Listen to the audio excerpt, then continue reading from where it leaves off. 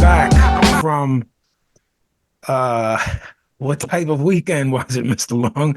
You listened to episode 126 of Knock 'em Out the Box. My name is Vinnie Paz. I'm here with my co-host with the co-most of Mr. Majestic Left, Right, Left Kid. Yeah, Mr. yeah. Brendan What up? Long, What up? What up? 126 and sap. What kind of weekend was Billy it? Bendel-Sticks is here I saw some pictures of him in some compromising Compromising positions. positions. He was No Diddy. he was Billy Bindlesticks Was was he on the other behaved? end of the camera. He was very behaved, actually. I will say. He's a good guy. He keeps the peace. He moderates. Not only on the show is he the moderator, but now in Uh-huh. my life he's In my life. He he's my moderates life you in life. he's my life But moderator. I also kept the party going late night. You did. You are fuel to the fire. Yeah, I As Vinny saw. was calling me a menace. I think I got a pick at 5 a.m. So I mean, Oh, you yeah, were sneaking pictures of me and like sending them out, reporting on me. there me. may or may not have been pictures taken of you. Yeah. Well, look, one thing's for sure: a non-member of this show got more shit faced than anybody else possibly on this show could have done. So you know what? If that guy sets the bar there, then we're all good. Oh, he sets the bar. He Yeah. set the bar twice before. Yeah, we're We had a wonderful night, though. we had a Very wonderful just night. late Yeah, yeah, Late and it was very professional, and we made some great connections, new friends, caught up with old friends. Had a great time down in Atlantic City. It's the best. Being at the big room at Boardwalk Hall. Afterwards, we went over to the Irish pub. I mean, it's in terms of history, it's a real boxing bar. They got boxing memorabilia in there. They have an entire boxing wall. Well, I also heard that you weren't behaving yourself in there, but Well, they said it's a boxing bar, so I started boxing with a boxer. that's neither here nor there. That I can't, can't leave you guys alone for one night. It's basically what this all No. comes down to. Well, I gotta That's how I see say, it. Billy was providing me with refreshments in the form of Irish whiskey to calm me down a little bit. Uh-huh. But I think it had a gremlin type effect. Big shout out, Adam. I missed you, buddy. Next time. Oh, Adam Insom. Yeah. Oh, it goes without saying, he is my man. aces. That's the my best. guy. He's the best. He's the best. He's missed the him. greatest. He's the greatest of all time. And it's always a pleasure to get together with him. And hopefully, the next time around, he's going to be traveling a lot. That guy's Yeah. he's got a lot of work ahead of him. He stays So- busy, man. Yeah, hopefully when it comes back around, we'll I'd get like to together be with him. able to, yeah, I'd like to be able to kick it with Adam outside of it because it's his job. You know what I'm Right, saying? yeah. So it's like He has a lot it's of this- pressure on him. it's this weird line that you walk. It's like when people come to my shows and they think that it's a party. And I'm like, no, it's a party for you. Have Right, at it. and you I'm- got to work. I gotta work. Right. So I try not to weigh too heavily on him when I get to see him, especially at the fights. find him, guys. Shoot him a follow. He has obviously he's got IG, but find him on IG and you see a lot of really cool, wonderful. I mean, he's an incredible artist. He is. And an incredible person. So, this one of the great things about doing the show is we've gotten to make friends with people. Yeah. And Adam being one of those guys now is a true friend. So when he's in town or in the States, he sets aside some time for us, and I'm extremely grateful for it. And yeah, as am I. He's a good egg. we had a ball on Saturday. But yeah, the Irish pub we ran into one of the knockies. I want to shout out DJ Absurd. Salute. Yeah, it was great talking with him. Great guy, great DJ, and I want you guys to check him out. DJ Absurd, and he, I believe it's called Yo the '90s, is his show. He spins '90s hip hop, which is near and dear to my heart. And obviously, my co-host, the great Pazzini, Tony Taro. this is where he plies his trade in that. And so for me, it's a treat for people who work in that industry and provide me with my favorite genre of music. So shout out DJ Absurd. Thanks for checking us, and we had a blast with him at the Irish pub as well. Big up, big up, big up. I had to give an Irish goodbye at the Irish pub. Did you? So if I didn't say formally say goodbye, I had to peel. Indeed.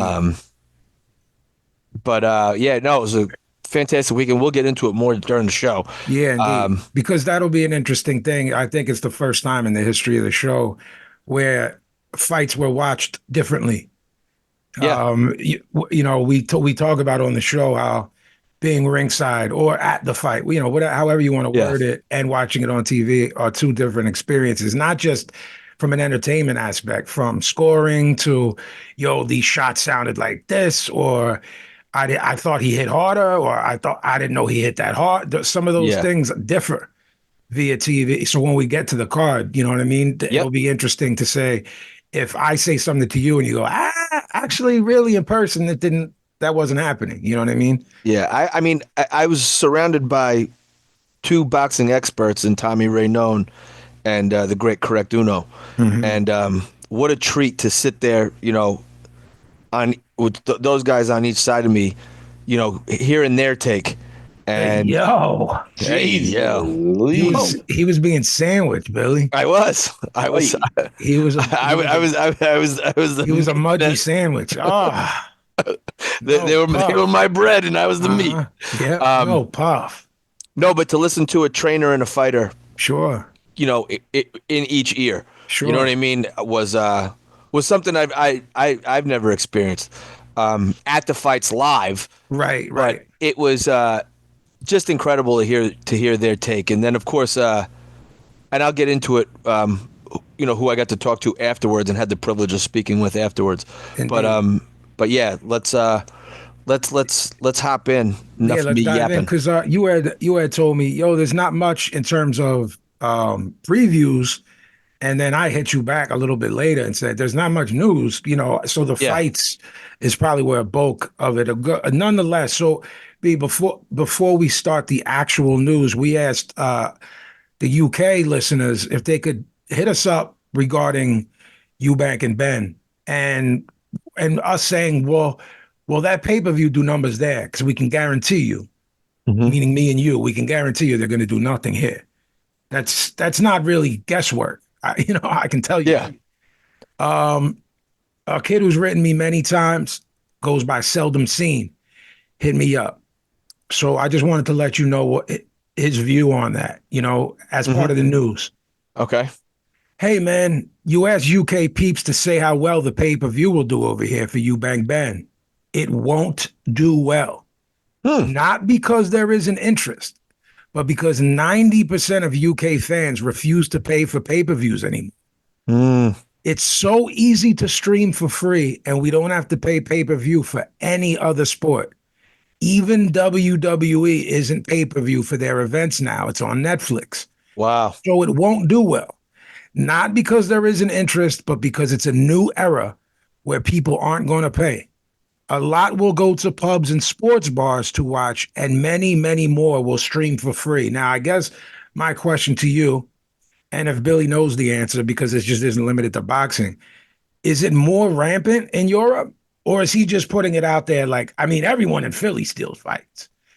So is he saying, we're like that here too? Or is he saying, it's rampant over here? Like it's easier around, from a technical aspect, et cetera, et cetera. I tour, because I tour globally, I've had to do such things. And I never had the luck that Seldom Seen has. You know what I mean? I always ending up watching some wonky feed. I watched Pacquiao Mosley on a wonky feed. I watched Paul Williams when he got starched by Sergio in the second fight in Helsinki. None of these were illegal feeds, even though I told you before I was willing to pay for them. Yeah. But they were wonky. It was also not super recent. I watched when Pacquiao got starched by Marquez in the fourth fight. I was in Bologna, Italy. and these were all on. I always use DJ Eclipse's Mac, and that's pretty high, high praise for equipment. You know what I mean? This is Yeah, a yeah. boring computer. So it's not like I was trying to watch something on a janky, banged up, you know Yeah, what I mean? yeah, yeah. So I'm just curious your opinion there, B. Do you think he's basically just saying, yo, it's just like everywhere? Or do you think it's rampant in the UK and they're a little bit cheaper? Well, I mean, is this like an anecdotal sort of thing, or is it, you know what I mean? Is Yeah, this, yeah. Is it yeah. I mean, we'll find out, but if they're doing 65,000 gate, I wonder if they're just like, I think I mentioned this on the show maybe 2 weeks ago. I said maybe they're not that worried about You pay-per-view. you said that, and I said You know, I don't get how that's possible, and I'm not saying it to debate right, you. I'm just right. saying, okay, you think the gate's going to cover everything? Then I guess okay. Yeah, I mean, like these, uh, I guess it's a little bit more reinforced after the conversation I had this weekend, where the promoter of the event and some, not, I didn't speak to the owner of the company, but I did speak to people who work for the company, and they are thrilled beyond words at Boots's numbers. 9,000 it sold Yeah, at Boardwalk. yeah. I think there's only 200 free tickets they gave out. So 247 or something like that. So they're thrilled with the gate. Thrilled with the two gates in Philly. I think it was 10,000 and 14,000 respectively. And He certainly isn't a star yet by he is crossover now. standards. Crossover standards. Yeah, but he is in terms of gate. Yeah, and So- he's a boxing star now. Boots. Boots is a boxing star, and Yeah. the person who I spoke to at Matchroom told me that they're going to try to do 17,000, so they're going to open up another tier at Wells in September. Yeah. Or Boots, and that fight will get offered to Brian Norman, and if Brian Norman doesn't want it, Mario Barrios. He turned one fight down to fight on a Michaela Mayer undercard, and he's And then got hurt he's fighting on someone else's undercard already. already, right? So they're going to tell him, take it or go screw. Yeah. If you guys, I didn't even put this together and put it together for the show. Menace Stanionis is a PBC fighter. Yes. Eddie is working with everybody. Yeah, I was going to bring up the fact that we saw Sam Watson there and that Stanionis fights for PBC goes a long way with us saying, no, that can't get made with other fighters. So back to your original point, I think gate is becoming more important again. That the live show is becoming more important because, look, man, something I heard a long time ago. The criminals are always pretty far ahead of the cops. Correct. Right. So in terms of them cracking down on pirating, someone will figure out a way. I mean, look, between me and you, I've been in a place where I can't like you can't get the feed, or it's hard to get, or it's my money. It's not worth it, or working, or whatever. Yeah. Just recently, I watched an entire fight card on TikTok. I went on TikTok. I put it in this because I couldn't order it. Yeah. Put it in the search, and the whole thing was on TikTok. OG Gavin hipped me to that. Not with boxing, but he's like, this blah, blah, blah is showing right now. I'm watching blah, blah, blah, blah. On TikTok. And then I was like, what are you doing? What are you doing now? It's like, I'm watching The Sopranos on TikTok in like 10-minute intervals. I was like, you're a crazy person, but that is a wave. Right. So there's, and I've told the story on the show before. Years back, I watched Triple G Golovkin 1 on my sister's iPad. We were going to see my grandmother when she was still alive, and we were staying at like a hotel not far from my grandmother's. Like, she lived in like a not an old folks home, but like a retirement. Yeah. And like it was like a 1-bedroom joint. We couldn't stay there, so we stayed like down the block. Right. And I wanted to get the fucking fight and order it, and they tried. The front desk tried to get it for me and all this other shit. They couldn't. Yeah. So my brother-in-law was there before he was my brother-in-law. He was just dating my sister at the time, and he's like, I know for some stuff they and he's like way younger than me. This is like, he was like, I know for some stuff they put it on their IG live, and I was like, what? And I went on, I put in with the And search, yeah. and it was up there, and I clicked it. I watched the entire fight. Wow. Perfect. I watched Golovkin Lemieux with my son on a computer. Same situation. I'm trying to pay for it, couldn't get it. Couldn't get it You right. know what I mean? Or it was HBO and they didn't have HBO. Whatever it was. Yeah. Same thing. But here's the thing with piracy, bro. It's existed in many forms forever. Right. Since people go, yo, I got the box. Remember that? Yeah, black box. Yo, I got the black box. So it's like, here's what I'm saying.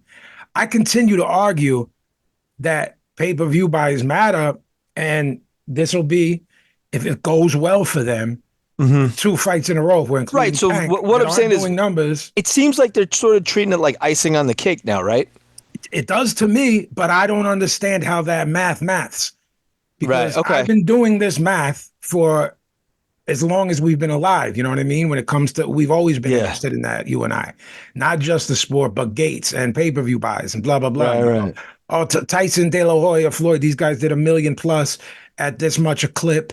So just on that alone, okay, we did $50 million just on that. Just on that. Then the gate is this, then this is this, and you're getting pieces of it if you're a guy like Canelo, or if you're a real star. So do you think that they'll raise the tick? This is in turn they got to get the money somewhere, right? They have to get it somehow. So are gate prices going to go up? They have to. They have to. You have to compensate somewhere, man. Right. Yeah. It always does. You force people's hands. It does in music. Okay, you go to streaming. You pay me 0.003%, 3% per stream. But now you're mad that the vinyl costs are going up. It's like I don't know what you. So in mirroring the recording industry, right? Yeah. Historically, musicians made money on touring. Correct. Then they made money on album sales. Okay. Obviously, they made money on both, but there was a run of time where people were making a lot of money from selling records. There was because it was a physical record. Correct, but early on, everyone had bad deals. Like it's like people like Little Richard, stuff like that. Right, they had to tour like crazy to make money. Yeah, they were on the road. Then a grip of like 20 years hit. From like the Beatles, the 70s to the 90s, the late era Beatles. The 90s, you know what I mean? Where they were like, that's the first. That's the first group that because it was just singles prior. Correct. That was Beatles were the first group where entire albums mattered. Yes, they were putting together albums in 30 days and being like, "Yo, we'll do 10 covers, 4 new songs. Let's get an LP out because we're making so much money, X, Y, and Z." And then the 90s come. And records are still selling, but then a different form of bootlegging comes. Right. In our era, it was the bootleg tapes. Me and you were kids. Right. Then the bootleg CDs and all these things put dents in it. Then the Napster shit happens. Right. Those were tiny dents. I mean, things were still shipping platinum. Tiny. You know what I mean? There was still platinum artists, bro. Like no one is selling 1 million units of anything today. No. You know what I mean? Actual units? No. No, they're not even coming close. I mean, stars. You know what I mean? Like stars. Well, remember you would read like Billboard Top 10, and it would tell you like 415 that like things would ship platinum, so it's a plaque, and then they would sell out of that and ship another pallet of 1 million CDs. Superstars were going platinum in a week. Stars were going gold in a week. And it's insane. It's insane. The early 2000s, late 90s, the record sales was crazy. Yeah. Because I remember something selling 1 million records was wild. Like, that's wild. Holy shit. They sold 1 million records. Yeah. They weren't. I mean, I'm not talking about like pop stars. Obviously like New Kids on the Block, shit like that. No, for us, people like EPMD going gold and you don't have anything playing on the radio. Right. And then some West Coast guy, NWA going platinum. Never till this day having a song on the radio, even though radio doesn't, it's like, what is happening? We were blown away. Yeah, no. And then I think now the guys hit the road again. So now they're back on the road because that's where the majority of the money is. They have to tour to like all these. Remember, like you would see some thing about Lifestyles of the Rich and Famous or whatever. Sure. And you would see like a country star's house, and you're like, Yes. how the fuck does that guy? What the fuck? Because we didn't understand because of where we live. Right. And it's like, oh no, he doesn't sell a lot of records. He tours 300 days a year. 200 dates Yeah, a year. yeah. And, you're getting paid 50, 100, 200K Right. and selling out joints. And we don't know who the fuck they are. Right. A, we don't listen to that. And B, we're not from a place of the country that we even know anyone. I think I watched a documentary on like Garth Brooks. That's when I was like, oh, this shit is huge. When that guy was like becoming like people were like passing out like the Beatles, like peeing their pants. Yes, it was like Garthamania. Yeah, and I was like, what the fuck is this? Yeah, this guy's a bozo. Yeah. Yeah, I mean, we could look, man. So I think the concentration, and let's hope, let's fingers crossed here. Now, are we going to give a direct correlation between illegal streaming? Yes. And possibly better cards, because you got to get us in there, right? Are we gonna see better cards, better lineups, better matchups? What about an amazing, a great fight that can only sell out the Hulu? What Charles Conwell versus a really good guy at 54? Yeah, but that could make a star out of Conwell. But no, you get what I'm saying? Hang on, but highlights now live on in infamy, right? True. They're gonna do analytics of YouTube, replays, hits on that, right? No, you're right. Hits it's on the same IG. Thing, but I know we want to move to the next news piece, but it's like we were talking about. I think we said on air, B. We were talking about how bad the current WWE ratings are. How a good rating was X. And what they have is, bro, they like barely crack 1 million. That's the shit. You worked in TV. It's the shit. Yeah. But how they go, oh, we have The Rock coming back has 7 billion impressions on da-da-da. And they're quantifying that via money. Yeah, because they're selling on that. You know what I mean? There's like $1 billion Netflix deal. You know what I mean? WrestleMania is coming up. What is that going to do with buys? I don't even think they give a fuck. They don't give a fuck, dude. Because the impressions it's going to get. So let's hypothetically say this Ben Eubank is exciting, right? The actual fight. Yeah, and provide some fireworks. Okay. And let's say that does what you say, right? In using the comparison with WWE. It produces highlights that they can string together in 15-second clips. Right. And him slapping him with an egg is already one of them. So you're making your point. Right. You're doing it pretty well. Right. So putting together that and now doing ad rolls on that, hits on that, banner ads on this. Yeah. So I think what we're missing, you and I, because we're old now. Yeah. We're missing the full scope of things. Yeah, the quote unquote bigger picture of how media is absorbed now. Right, and how they're going to shoot it across different, like our friend Adam. He has to go and do graphics live. That's how fast all this shit is. He has to be there doing this live. It's crazy. So, in the event that they need something changed, different or otherwise, he has to be there because it has to hit these things because it's in the palm of our hand now. But It's got if it needs an update, a tweak or something, he's got to be there to take care of that. There still becomes, because of what I do for a living. Yo, how do you quantify X with Z? Like streaming numbers, my checks according to them. Why am I getting this? You know what I'm saying? Mm-hmm. I mean, there are people that are trying to bring that to legislation, like what we're being paid. You know what I mean? Right, yeah. The fact that I have a career now, but also a 25 plus year, it's going to be 2026 is going to be the 30th anniversary of my first record. You know what I mean? So you're talking about a 30-year catalog. Like some people don't do that, and the catalog's successful. My point to you is, I'm with you. I have two questions for you. Mm-hmm. One is that I don't care. Look, this guy Triple H, that married Stephanie McMahon. Paul Levesque is his real name. It's like him, Rock. There with what we talked their names on the thing. It's Nick Khan and the other guy from TKO, which is owned by Endeavor, and the guy that's with Dana and all them. And I think it was $9 billion or something, right? Or something like that. That company is a sports entertainment entity, right? Like UFC, WWE, and whatever else. But these things that we're sold on, how much of it is smoke and mirrors? Because I can tell you factually about the dudes that me and you talk about off air that pose in front of a Lamborghini that I'm telling you I know it's rented. I have their number. Oh, yeah. I know their touring numbers because I know the book. You and I have talked about that for years. Yes, but I'm saying Yeah. there are dudes who I know who booked the tour, and it's like, Right. yo, like they average 75 people a show.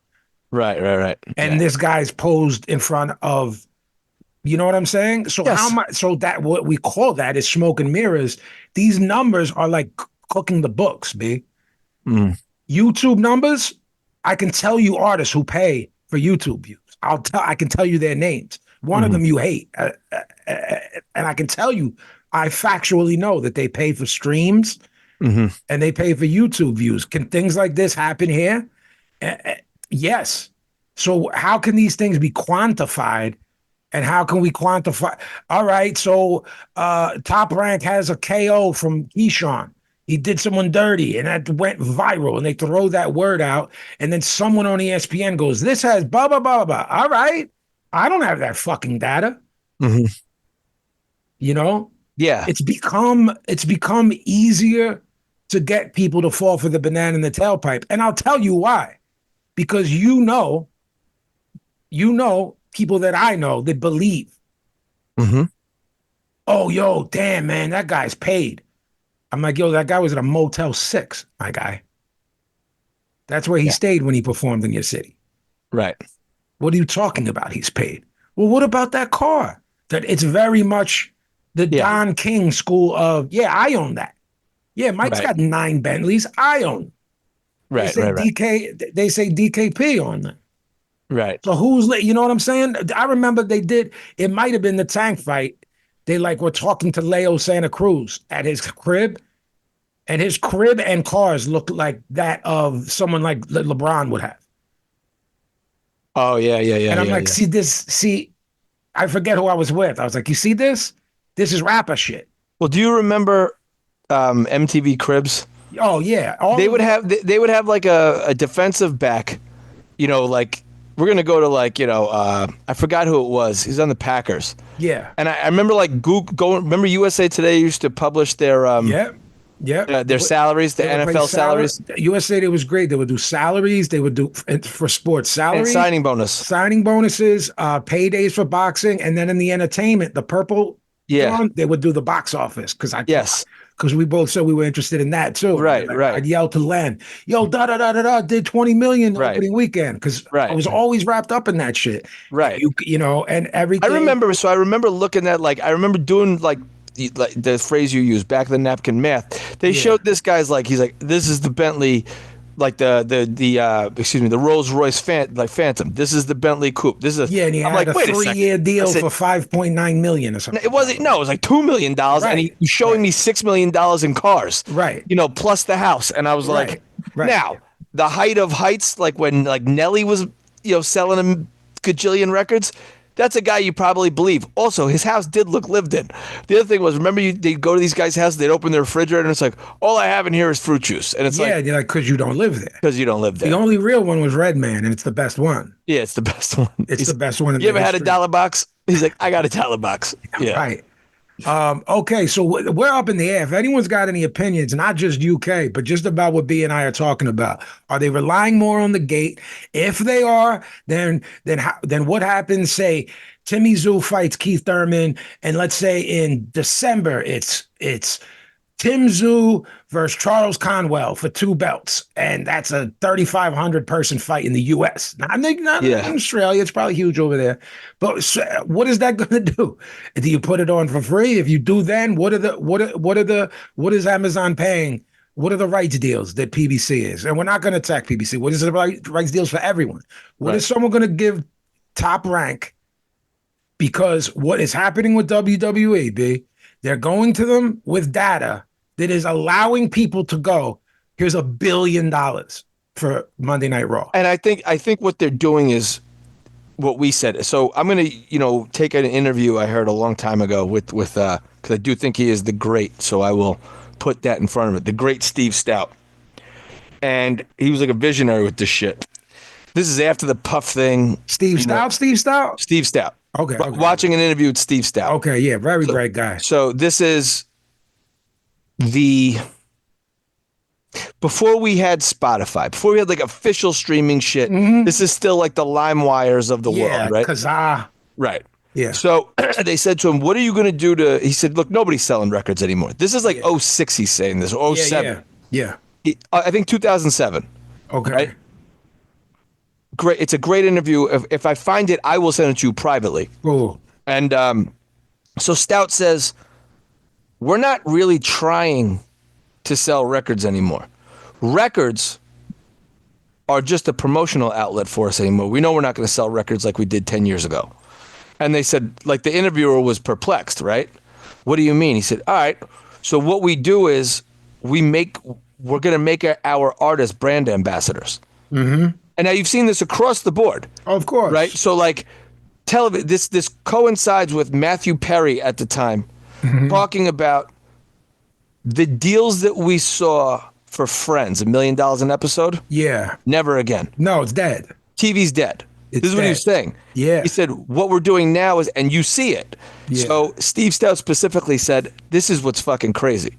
He said, we got Rihanna a Revlon deal. Right. Rihanna. Yes. A Revlon deal. Well, now she's a billionaire of her own makeup line. Of her own makeup line, yeah.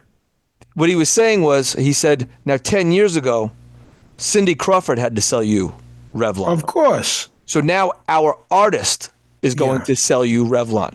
Now, what we're also going to try to do is the songs off of her record will play on the Revlon commercial. Correct. So Rihanna, the label, myself as management, and her team will get paid off of the song, and Rihanna will now have a career. What we do is we guide. This is what he said. We guide careers. You are now discussing the skeletal build of the 360. Of the 360.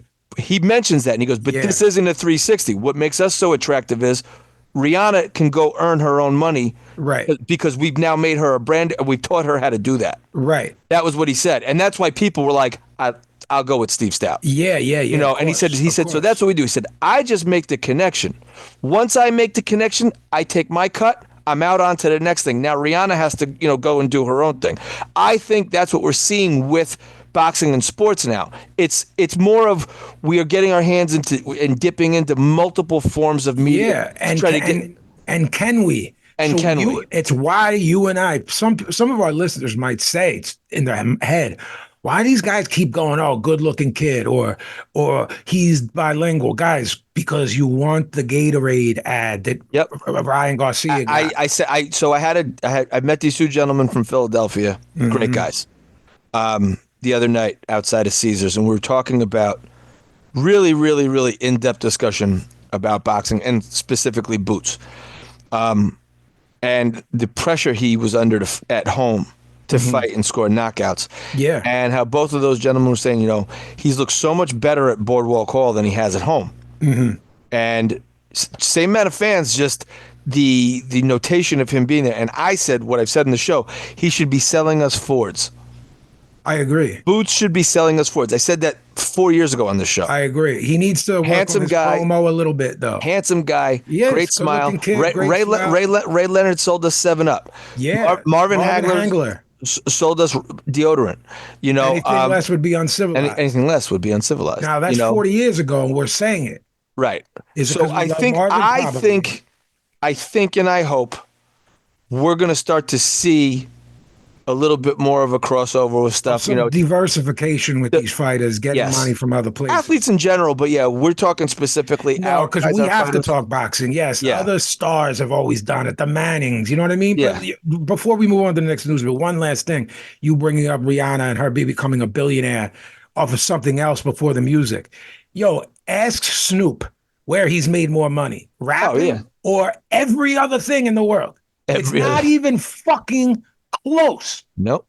If you had a fucking pie chart and we're like, how much of this 100% that we have here of your net worth is now rapping / record sales / touring, as opposed to those Corona commercials, you hosting WrestleMania, you Yeah. da da da da da. And he's like, all over here, and they're all way easier. Yeah. Boxing is still sort of a weird thing, right? Like where like the main purse is your, Yes. this mass, and you say it all the time. You're like, you look up the top salaries in sports, and there's always boxers rounding out, position throughout the top 10. Yeah. Yeah, but you have to become that, and it's so difficult. You know it's what I so mean? difficult, right? Mauricio Suleiman has said that Dimitri Bivol rejected an $8 million offer to defend his undisputed light heavyweight title against David Benavidez next. Eddie Hearn revealed that Bivol made more than $8 million for each of his 2 fights with Beterbiev in Riyadh. So the fact that he wants a trilogy and the bag is there, I don't see. Dude, first of all, why is Suleiman talking about fucking purses? He's a goddamn fucking sanctioning body. That's fucking nasty work, number one. Number two, isn't this the guy that fucking banned Russian boxers too? Because you talk about conflict of interest. Shut the fuck up, Suleiman. Like, yo, this is the shit like where you and I talk about this stuff all the time. That motherfucker wants his 3%. That's what it is. Yeah, of course. And good on Eddie Hearn for sticking it to fucking Suleiman by saying he made more twice. Agreed. So shut the fuck up. $8 million. So he probably made. Yeah, sure. $8 million's a great payday. It's a fantastic payday. But why not run back the rubber match? Possibly become an all-time great light heavyweight. Yeah. If he beats Beterbiev again, which I think both you and I think he can. Yeah, he absolutely. If he fucking boxes the way he did. Yeah. The last time, I don't think Beterbiev will win the third one. Right. And then Benavidez is still there. There's a possibility that all said and done, look, he made more than $8 million per fight, Eddie says. So that would be $16 million. I say he probably made $20+ million for those 2 fights. A trilogy, the bag will be bigger for both of them. It's against a guy that both fights were close. Right. They're rivals. The pay-per-view numbers that we thought wouldn't do well, did well. The live gate did not. No, you bring that to Europe. Yeah, that fight does well. You bring it to America, that fight does better. Very well. I think they learned their lesson. Very well. We'll see, because I'll find out soon. Not only that it's made, but where it's going to be. Heavyweight prospect Moses Itama will face Mike Balogun on the May 24th Josh Taylor, Ikao Usman DAZN undercard. I bring him up because everyone's hotsy-totsy for him, and I'm not. So I'm either going to look like a dope soon or Tony Taro's back soon. That I don't see what you guys are seeing. I want to be told. Right. I want to be. I don't just want to say it. I want to be told what y'all are seeing. They love him over there. So young. He's 19. Is that all I'm going on? He looks like he's 39. Yeah. Eddie Hearn has said that Andy Cruz will be ordered to fight an IBF final eliminator in his next fight, which is likely for June or July. The IBF lightweight champion is Lomachenko, as we know, and you and I keep saying, guys got to shit or get off the pot. While Raymond Morataya and Zaur Abdullayev fight for the interim title on May 10th. So Andy Cruz is going to fight soon. So it's going to look like Andy Cruz fighting Morataya Zaur Abdullayev for the IBF belt if Loma don't make a move. And if Loma does make a move, it's not against any of these guys. So he might be stripped regardless if they, you know what I'm saying? Because you and I are saying he's either going to announce his retirement soon or a tank fight. Or that a tank fight is getting run back with Lamont Roach. According to Roach, they're running it back. According to Tank and his team, they were like back in the gym for the rematch. Right. So someone has to swoop in, B. And you know what I mean and who I mean by that. Yeah. With a monster bag for both guys. Yeah. And say, okay, $20 million for this fight. Right. Whatever the purses are, you figure out. You adults, adults that we got. It's between 15 and 20. Yeah, well, this is what we have for you. That's so it's gonna be. Look, I don't have the drop, man, on Loma. And what he's gonna do. It's not at this age. It's not each passing 6 months. It's like each passing 2, 3, 4 weeks that goes by. I'm like, he might be done. Yeah. And the more that goes by. Yeah. Bam Rodriguez unification fight in Phoenix or Texas in July. So which one of the champs? They're just trying to iron it out. Yep. Ooh. I know. There's some good ones there, man. There's some good ones there. So I'm just excited. I got, and I know Billy did too. We got Hotsy Totsy for Bam on the East Coast. I'd like to see him. I mean, look, nothing would make me happier than to be able to continue to go see Bam. Selfish reasons over For here. selfish reasons. No, I'm saying I just want to be able to see him. No, that's He's what I'm good. saying. I'm agreeing with you. He can definitely, he he co-headlined, they called it, with Boots, but he's headlining cards, in those areas That's great, with man. massive Mexican Good for him. population, Mexican American, and Mexican. And it's great. And he does well. So that's July, and it's unification. This is interesting. Or maybe you go, this isn't interesting at all. I hate it. Because I don't think you're high on either of these guys right now, you personally.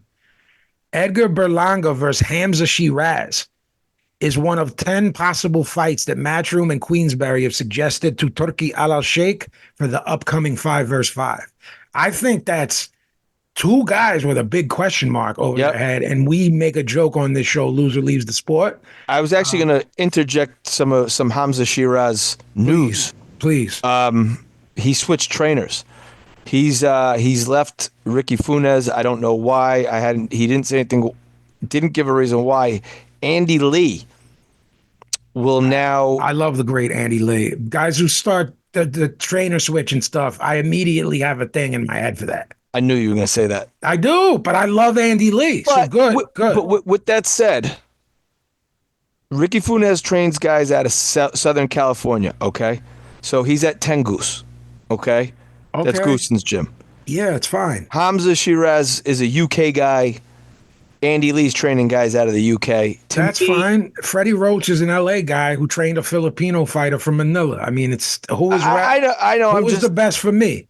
Are you doing this because this is who's best for you and your career and to win a championship and become a real champion and a legacy? Mm-hmm. Or is it because it's 30 minutes on a plane to go train with Andy in Ireland?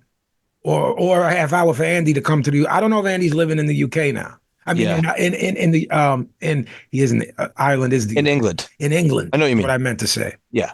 Andy Lee is one of the best coaches in the sport, and Andy Lee was a great fighter, and Andy Lee's one of boxing's good guys. So I have nothing bad to say about Andy. I question fighters in general, whether we like them, don't like them, or are indifferent, that start this trainer switch and stuff. Maybe the only great I know that did it was Oscar, who stayed good, who you weren't like, this guy's a mess. He had 5,000 trainers, and he was always good until his body was. You know what I mean? He never.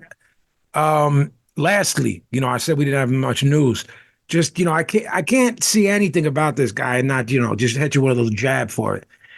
Jarrell Big Baby Miller will have a portion of his fight purse for his upcoming bout with Fabio Wardley withheld by the British Boxing Board of Control due to his quote unquote behavior at their kickoff press conference on April 7th.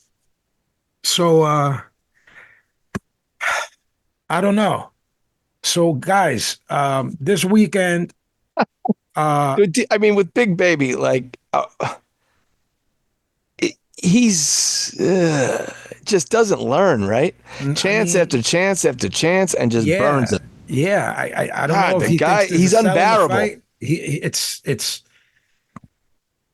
I don't know. So, guys, before we get to the AC card, real quick, I want to talk about the ESPN Plus card. It was on Thursday night from Montreal Casino.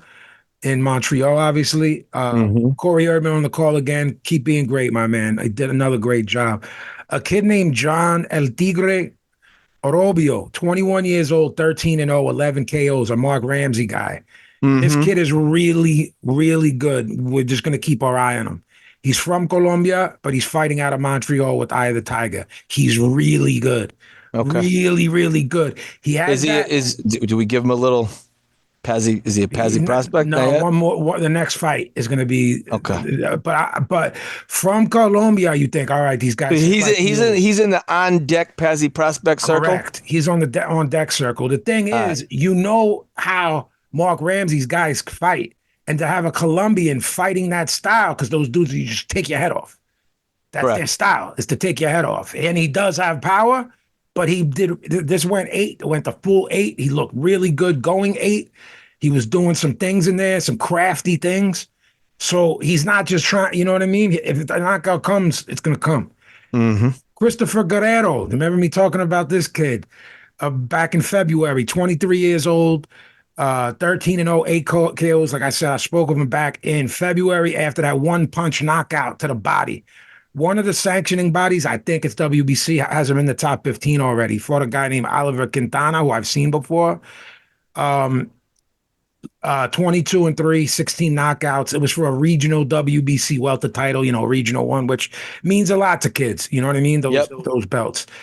As I said when I brought him up in February, good-looking kid, speaks English, Spanish, and French fluently, all 3.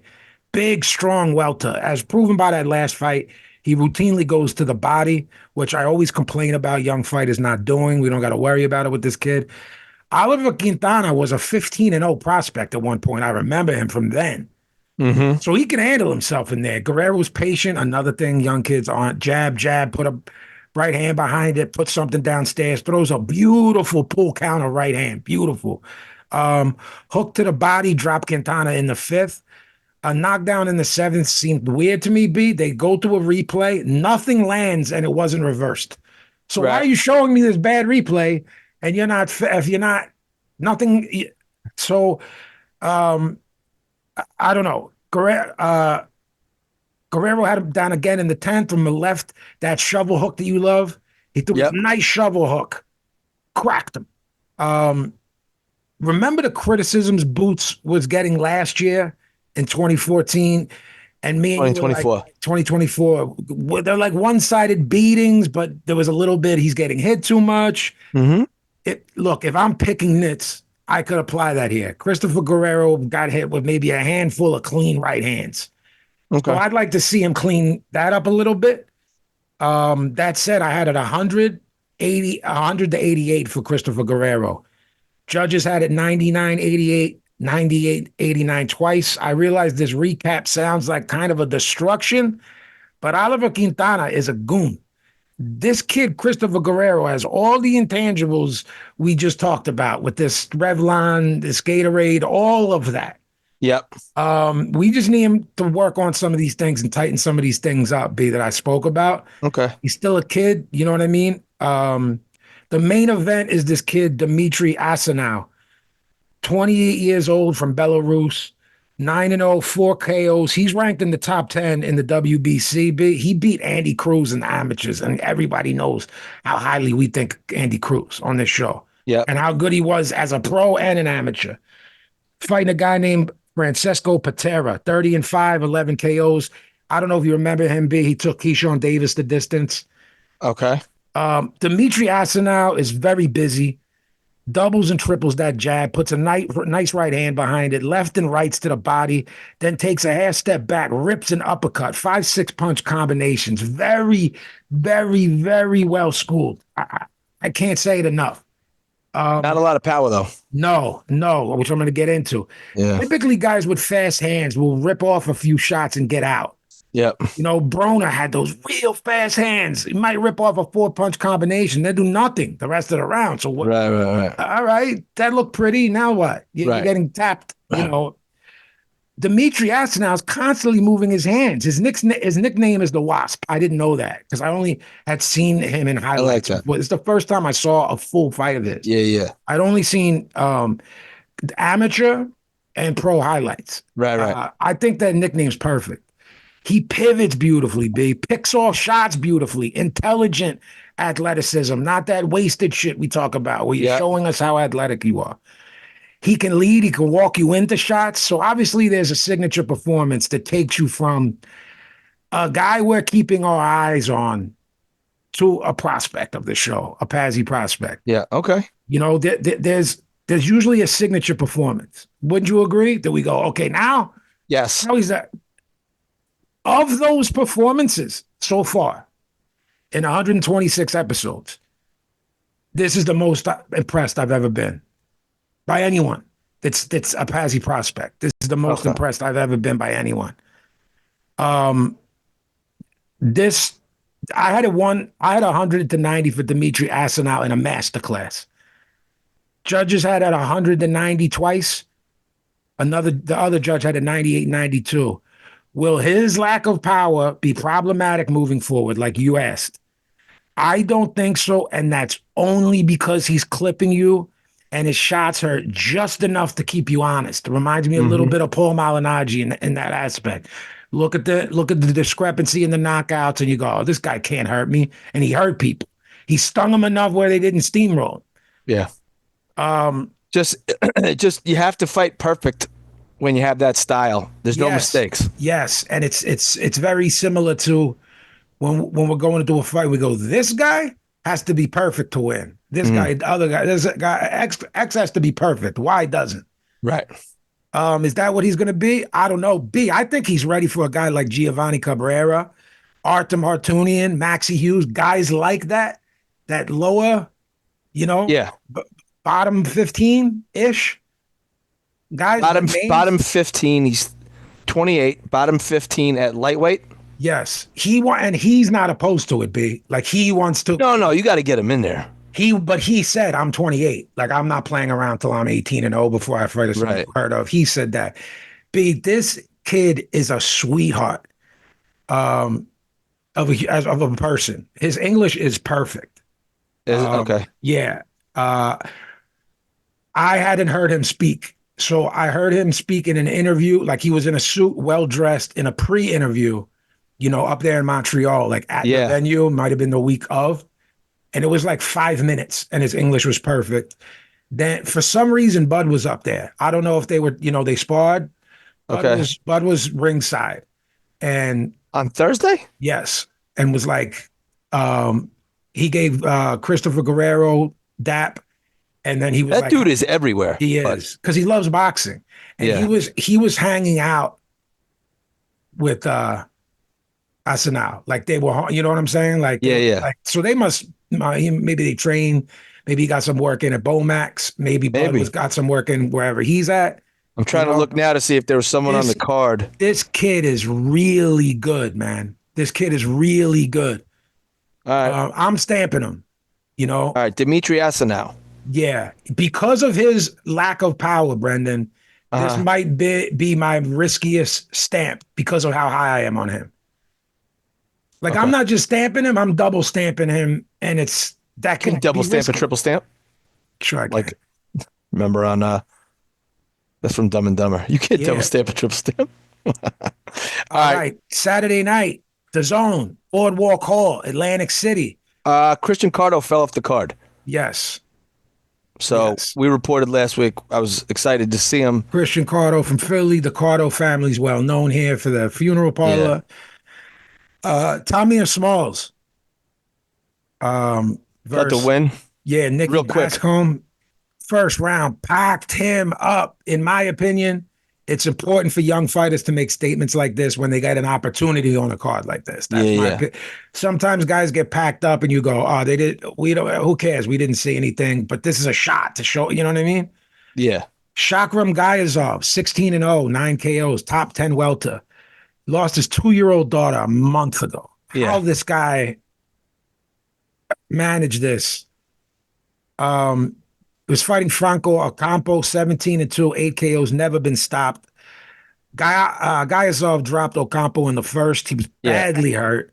Stopped him with a right hand to the liver in the fourth. A one-sided beatdown. And if I was Ocampo's corner, I would have stopped it earlier. I'm putting that in there for me.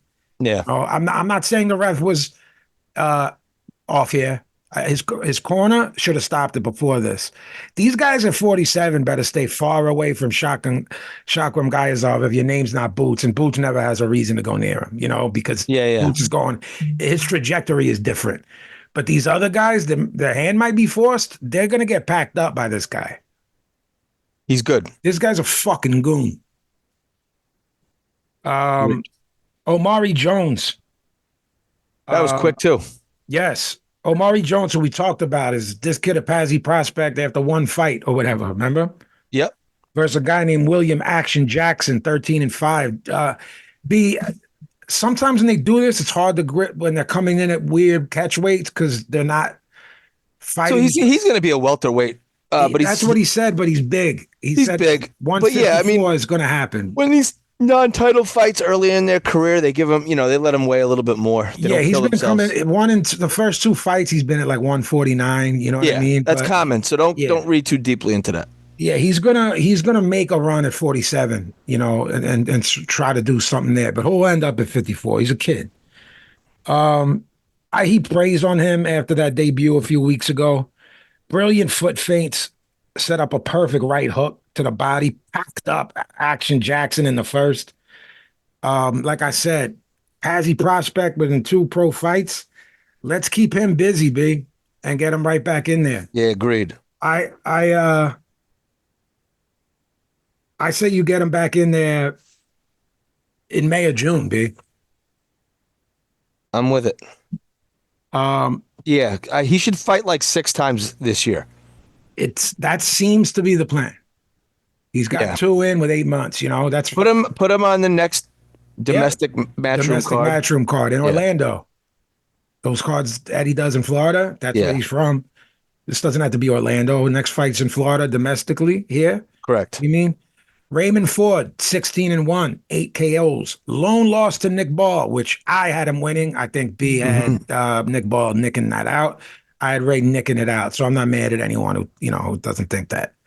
Versus Thomas Matisse, 22-4, 17 KOs. Only really loses to real guys and was on a 5-fight win streak that should have been 6 because he got robbed in that fight against that kid, Rocky Hernandez. I thought he won that. You remember that fight? I don't, but I'll tell you what he didn't win was the fight on fucking Saturday. He did not. What the fuck was he doing? I don't know. This is for a 130-pound regional title. I think this means less to a guy like Ray Ford now because he was a champion. Yo, my guy, that Thomas Matisse threw like 3 punches around. He didn't do shit. He was looking to counter. Ford's too good. If you don't lead at all, he's too good. He's too good.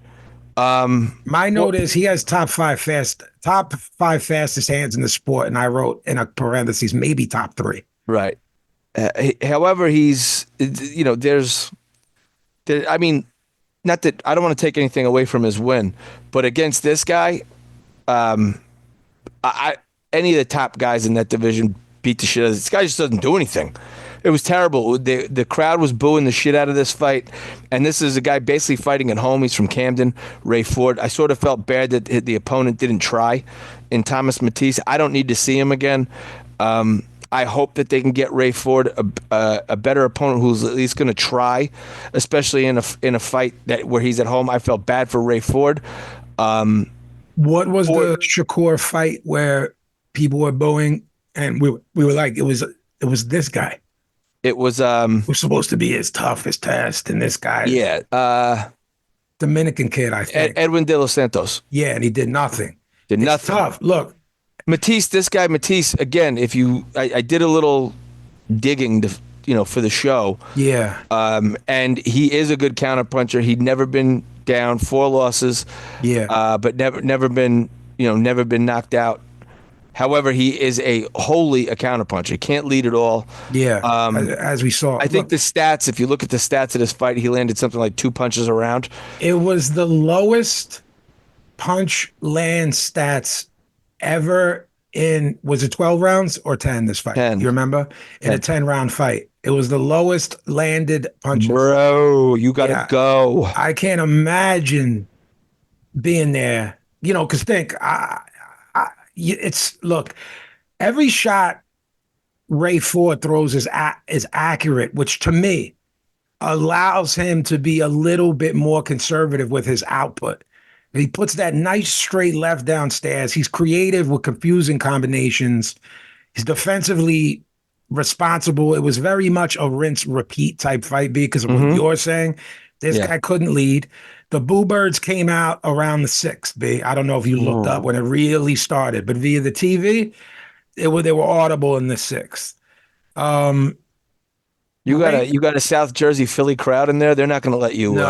No. I had it 100-90 for Rain Yeah, before. this Judges was had it the same. Look, if I could make it wider, I yeah, would you have. could. Yes. Without a knockdown, Yes. I would have. Yes. Look, if Sugar Nunez beats Masanori Rikishi in Japan next month, they're gonna make Ray Ford Sugar Nunez. Yeah, I think- Ray Ford's been really talking a lot on social media. Do they not like each other or something? Like, did He this? don't like anybody. It seems he's going after Shushu Ray Ford. Yeah, but I just want to say, so it's like if Sugar Nunez beats Masanori Rikishi in Japan for the title, they'll make that. Well, why not make Ray Ford Rikishi if he wins? Right. Like, why? It should just be you should be going Yeah. for the winner in belts. That's Just what we're here for. Go for the winner, bro. You know, if Ray's good with going to Japan, because you can't be like, I'm with the smoke, and then no, I'm not going to go to Japan. Right. You know what I'm saying? Then Yeah. go there for that. Jerron Boots Ennis versus Eimantis Stanionis for the IBF, WBA, and Ring Magazine welterweight championships. Look, these are the 1 and 2 guys at welter. When the 1 and 2 fight, the winner's the real guy. That's the real lineal champ. Do other guys have belts? Yes. But Two this other is- guys now have belts. Yes, but this Brian is the guy Norman- who wins this, right? Right. Brian And Norman Mario Barrios. and Mario Barrios. Boots came out, Beeb, did you notice that he came out jabbing in the orthodox stance? Yes. Yes. Quickly switch to Southpaw, right? I'm guessing he did that to give Stanionis a different look. He switched mid-round. So like you said, it Right probably took away. 90 seconds, yeah. Yeah. Okay. It made me nervous, not because he can't It do it. wasn't just you. but So because so I'm sitting next to the great Correct Uno. I'm glad I'm not and the nuts. great Tommy Raynone. Good. I'm glad you're about to tell me this. and the great Irish Billy. All right. But Sir William Sir William, the Prince of Delco. of South Jersey. Yeah, the Prince of South Jersey, the Duke of Delco. What do we call him? Yeah, sure. Yeah, that's great. Sir William, Duke of Delco, Prince of We Jester of Jersey. both guys were saying The Jersey Jester. The Jersey Yeah. Jester. Sir William, the Jersey Jester. Sir William of Jesting. both correct, and Tommy we're not loving the stance switch because guys Yeah. get caught in the middle. Yep. Get clipped. Yep. Before I did a lot of Stanionis, Ennis research, and I consider us Boots experts now. All right, I do too. This was my 4th time seeing him live. I think this is like my 6th or 7th. Okay. Yeah. So we've seen this guy. Yeah. We've seen everything, but Right. TV, but live too, So Boots goes without saying all the stuff he does well. What Stanionis does is one speed, more or less. Come forward. You go, I go. You go, I go. And on the way down, Tommy and I were talking about what was going to happen, and we both were saying, if Boots moves his hands, I think I said it last week on the show, and his offense against Stanionis will be his best defense. Just don't let Stanionis get off. Yeah. And Agreed. from Jump Street, that's exactly what he did. He stayed active.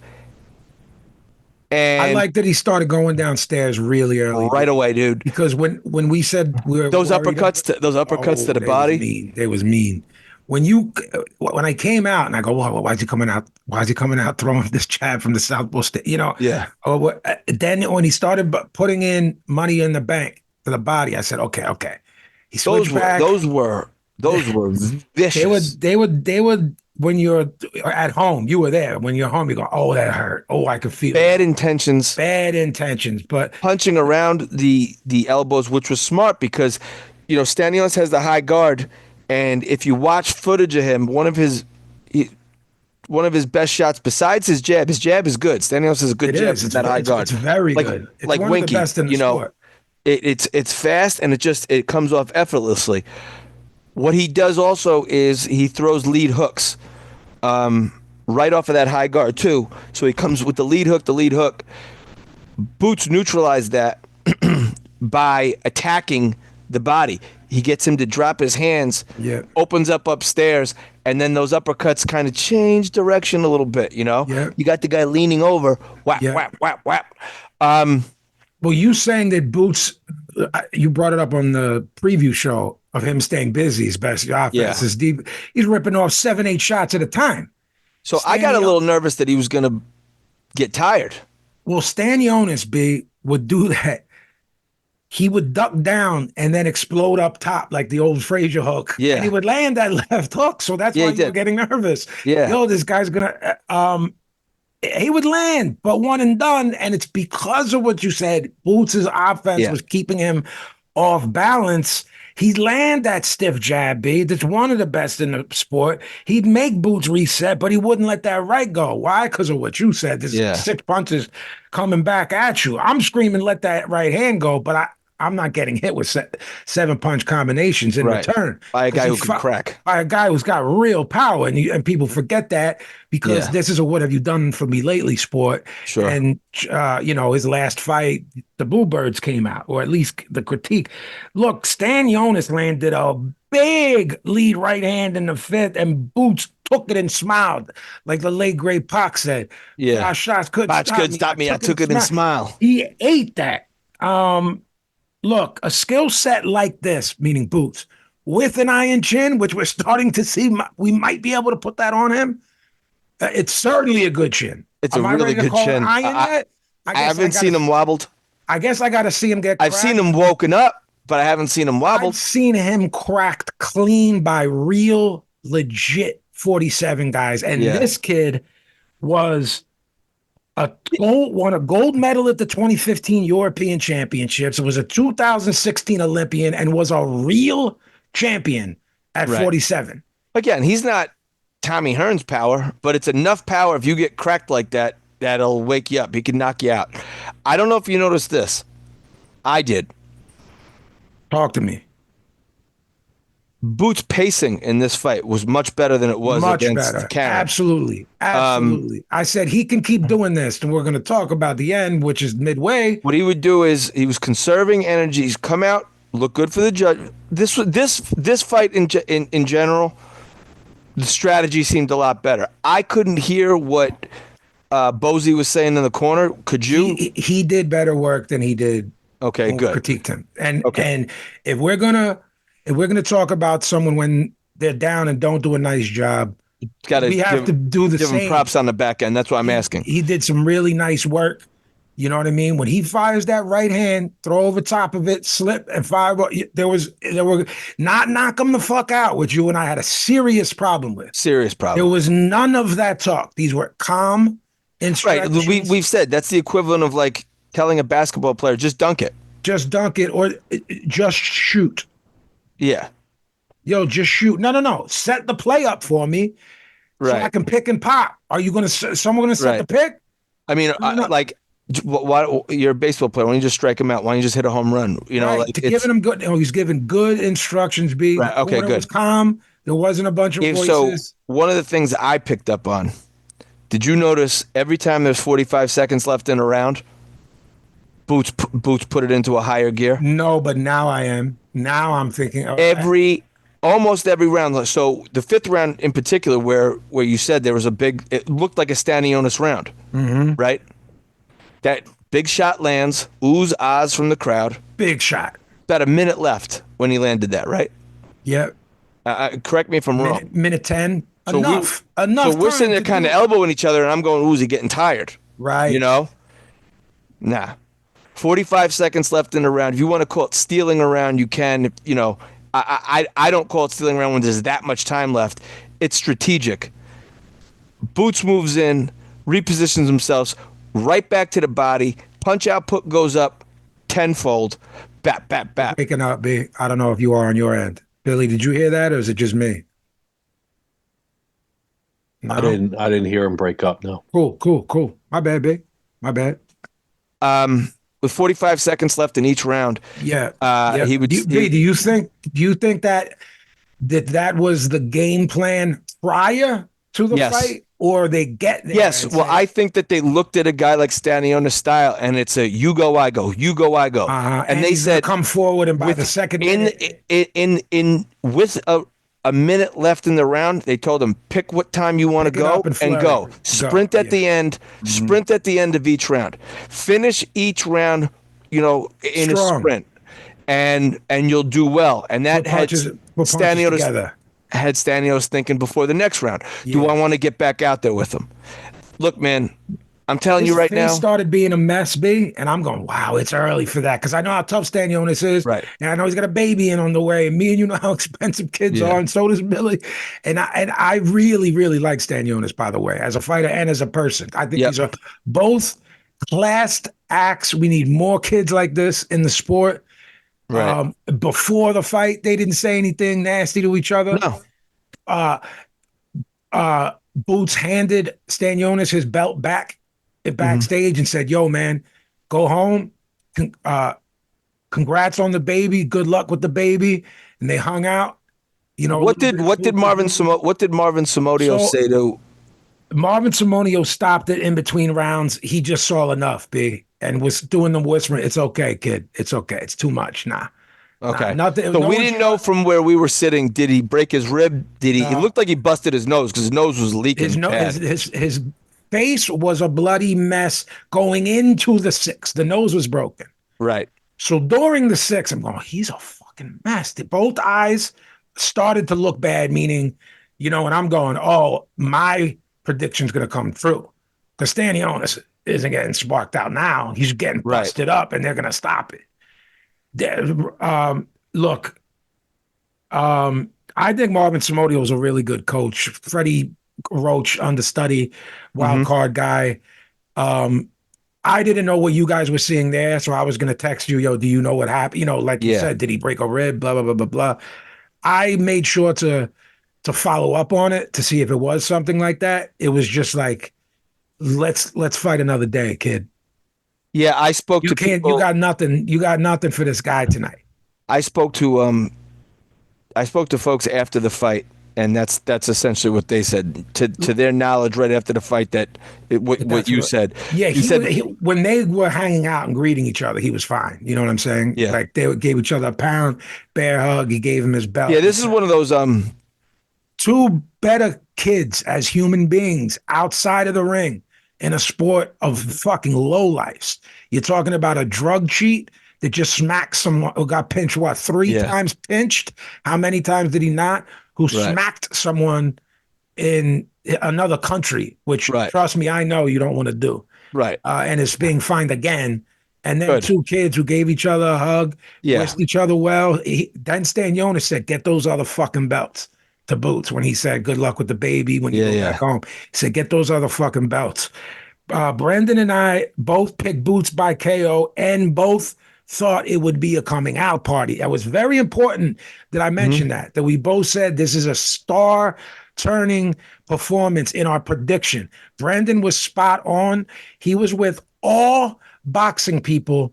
No one can give anyone in this sport an answer when something stopped between rounds. Is it the round that it stopped in or the upcoming one?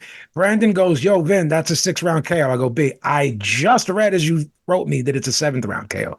First, second, 2 minutes, 59 seconds of round 7, right after you got told, no, that's 6. Right. So they call it 6. Then, I don't know if you want to say who you asked, but you asked 3 people that have fought or have been champions. Right. Well, and no one knew. And so I'm going to see. And the ring announcer. Yes. That's why I'm saying that's why I asked. I know. Yeah. No, I'm saying I know who you asked. I talked to Dave. Dave and I hung out after Diamante hung out after the fights. The great Diamante. And the great David Diamante. And he what are you friends with this Sergio Martinez now or something? Mora. Oh, right. So we were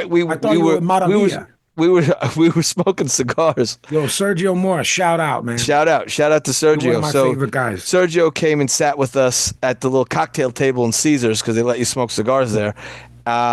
And I asked him, and he said, I don't know. Tommy Raynone has always said, I think it's the timekeeper. So this was considered 3 minutes into the 6th round. That's where the stoppage is. Box rec, win, RTD, 6 of 12, 3 minutes of the 6th.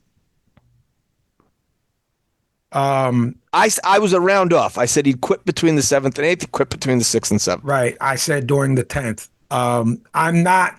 There's the Oh man, what a fuck up I am. I hope you didn't bet with me. I don't have that this time. When my prediction's close and it still That's happens, close. and no one thought. You were Tony Tarot though. You actually picked a round. I want to see if this is consistent with the unified rules of boxing or commissions, because absolutely factually, certain commissions is 1 second of the round after. Right. Now, So we went through this with Avanesian, didn't we? yes, but here's something we did not talk about on last week's show, and I want to ask you, and Billy was there too. Boots physically looked better to me. Is that you spoke to a couple brothers from Philly? Their assessment is just the weight on your shoulders is fighting at home. I think it's that fucking rehydration clause that only the IBC has. IBF, yeah. IBF. It's the IBF. Sorry. So he fought for the IBF belt again. Correct. And Stanionis was W. So let's talk about that a little bit. And if you guys want to write us at kotbboxing@gmail.com, weigh in on this thing. This is why we need a national commission, guys. And the IBF rehydration clause is 10 pounds. Is 10 pounds. The idea of it makes sense to me. Okay. I know. But why is it 10 pounds for Bam, 10 pounds for Boot, right. and 10 pounds for Usyk at heavyweight? 3 pounds to Bam is 15 to Alexander Usyk. 3 pounds to Bam is 9. I mean, not that it matters for a heavyweight, but you know what I mean. So yes, for a cruiser, a welter, 200, right? Yeah, and a junior bantamweight. Canelo, who you and I know has that stocky, he walks around at 1. Why not just make it 10% of your weight? So realistically, Boots could have made 14.7 pounds and been 160 in there, which isn't weird. I've seen huge welters come in at 160. Right. There needs to be a national commission. Correct. There needs to be. We should not go, oh, it was this. Oh, it's 3 minutes of the 6th round. But in this, they have it down as 1 second of the 7th round. I don't know what Billy Bindlestick's bets was doing, but he flat out lost if he took the over, which was me. And if you're picking rounds, remember we picked the rounds of a fight that happened in Philly. We actually picked when it was going to happen, and they didn't pay Billy. Right. So they didn't pay him because of something like this, and he's going, "Yo, man, I fucking hit," and it didn't just fuck up that; it fucked up his parlay. So we've seen now twice when it's stopped in between the rounds, it's 3 minutes of the previous round. But what I'm saying is that is not universal. It's not. No, and no one has an answer. Unified rules, meaning either the ring or it's a unification bout. People seem to get more on the same page than when one sanctioning body is running the event/specific fight. And that's when you're really in dangerous waters. The more people you bring in, the messier it gets. Because in life, that's the way it is. Sure. Because too many cooks in the kitchen. Exactly. Because this is the theater of the unexpected, and it's a bunch of fucking retards that are doing this. Surprisingly, 3 belts are on the line, and things were more clear because we're under the unified rules of boxing. Right. You know what I mean? Whether that's knockdown rules, whether that's a standing 8 count, whether there's no standing 8 count, those things, there is nothing up for debate and that is why there needs to be a commission, guys. It needs to be governed. And it needs to be governed by ex-fighters, ex-trainers. It can't be, that guy with 2 felonies? Yeah, he's got the judges. He's picking them for tonight. Yeah. Because you don't know. You don't know what these scorecards are going to be. Look, we said, guys, we don't just think this is going to be a beat down. We think Boots is going to become a star. How do you do that? By not making a unified lineal championship fight like this a pay-per-view. So most people could see this. Look, I think Stanionis beats a lot of those guys at 47. I think he beats both guys with the other belts. I think he beats Barrios and I think he beats loudmouth Brian Norman, Stanionis. Okay. I don't know. Stanionis might. Well, I'll tell you this. You took Here's a little. You guys want to hear a fun fact that I found out on Saturday about this fight? Not going to tell me who told me this. Did you tell me yet? Saving Tell it for me. you. Good.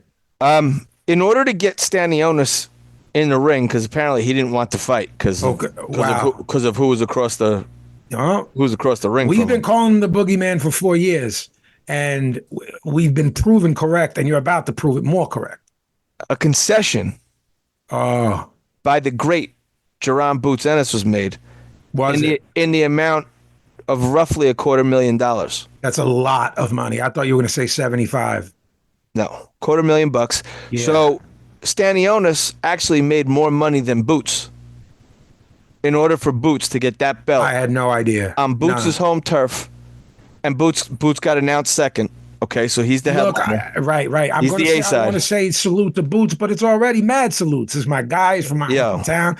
We've been singing the praises of Boots. If you don't love this kid, look, we need all the listeners. The sport. A kid wrote we need all the listeners we can get, but I don't want you as a listener if you don't like Boots Ennis. I had the Kembe Mutombo, someone who said he still hasn't fought anyone. He fights bums. Why are you crowning him? Da da da. He caught the fucking deke. Get out of here. Blocked him. Did you? No. You got it says you got to block. Out of here. That's it. You're out. All right. So look, I got one. What's question next for you? Oh, go ahead. No, that is. Look, I wrote. He's knocking on the door of pound for pound. That's what some people already think he should be. To me, knocking on the door. He's knocking on the door. He's knocking on the door. He's top 12. Definitely top 15. Top 15. All right. So I just wrote. It's just a nicer number than 12. It is. Yeah, I agree. Let's talk about what's next for him and what you want to see next for him. You brought up they're going to offer it to Norman. They're going to offer Norman. I heard this from people at the promotional company. They're going to offer it to Norman. If they can't get Norman, they're going to offer it to Barrios. If they can't get Barrios, they'll just move on from there. They can't. They cannot accept both of those guys turning this down, and those guys are going to turn it down by saying, "Look, Brian Norman turned down how many? 2 million, and got paid 250,000. It was like 1.9, but they were also under the impression that Matchroom was supposed to pay Top Rank the lease fee.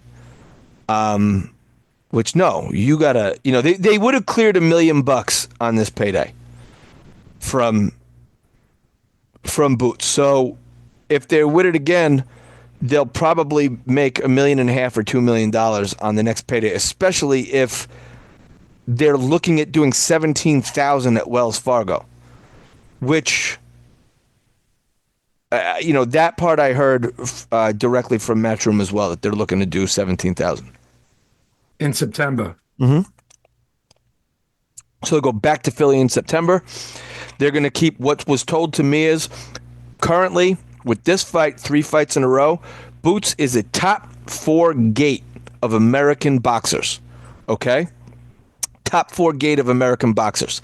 Ryan Garcia, Tank Davis, Boots Ennis, and Terrence Crawford. Okay? These are the top guys, the top Americans who can sell in the States, domestically, right?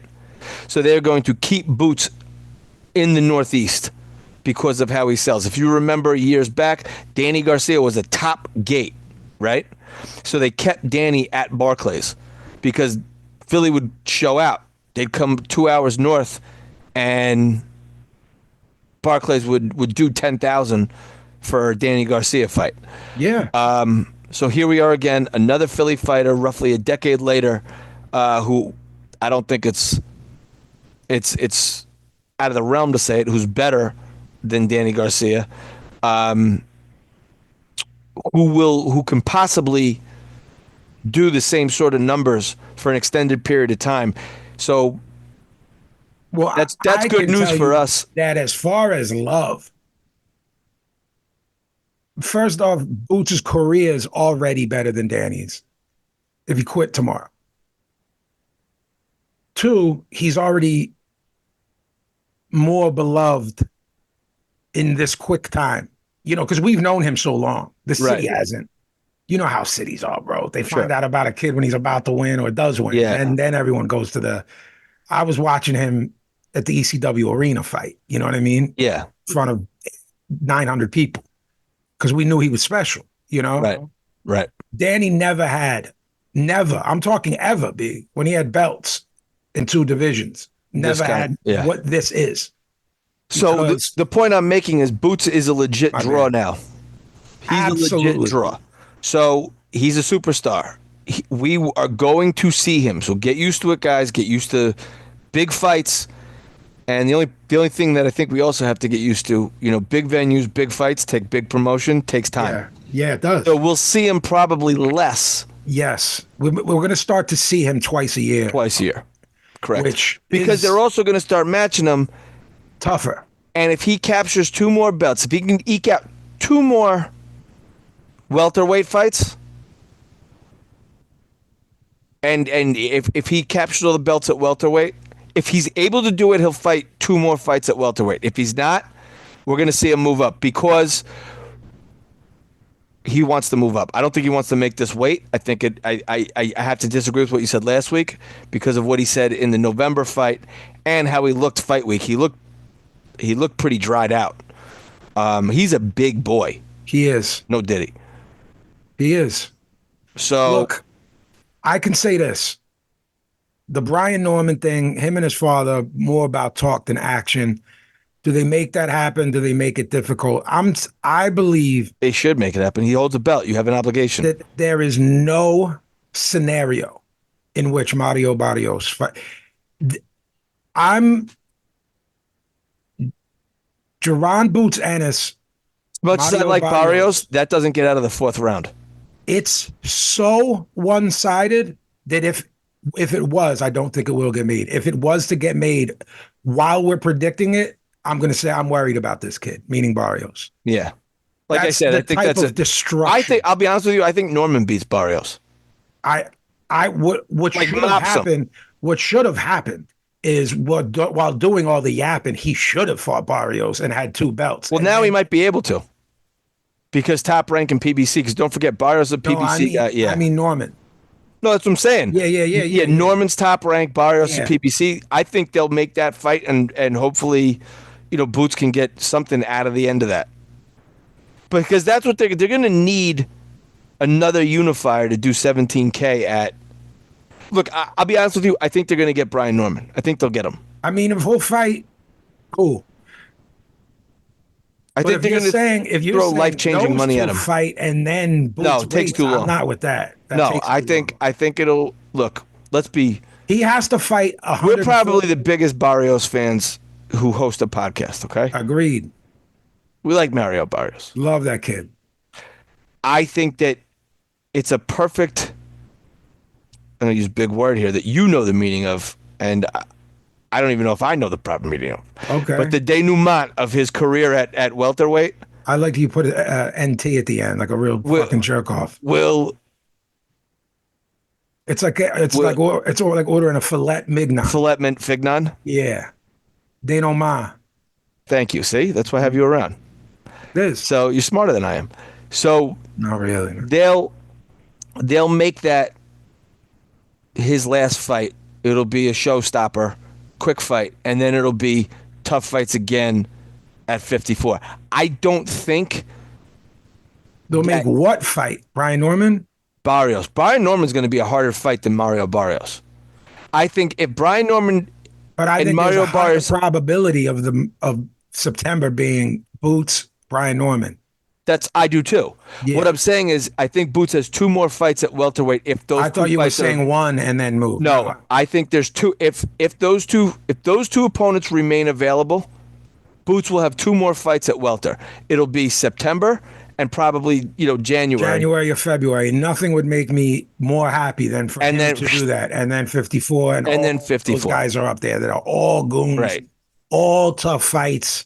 And then I think, the buzz around where I was, not try to rhyme that. Yeah, the buzz where you was. we should make that a little saying on this show. The buzzword was right away Virgil at 54. I saw That was I saw a little I heard some little birdies as well. Yeah. Not the same birdies, no Diddy. yeah. Not the same ones. So there has to be something to it. Has to be something to it.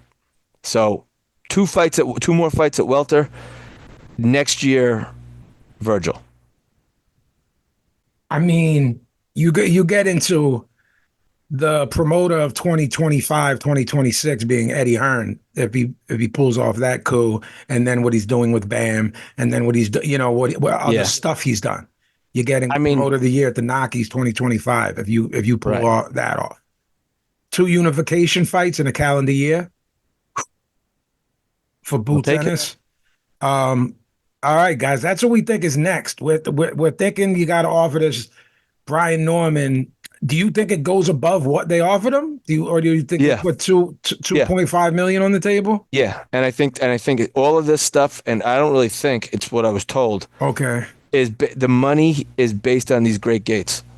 I think you offer him 2.5 million. I hope Boots gets. And then look, and from the horse's mouth, I heard he can get fucked if he turns that down. I'm legit saying that if I'm Matchroom or whoever it is, whatever person, go fuck yourself. We don't get fucked now. You're never getting a crack.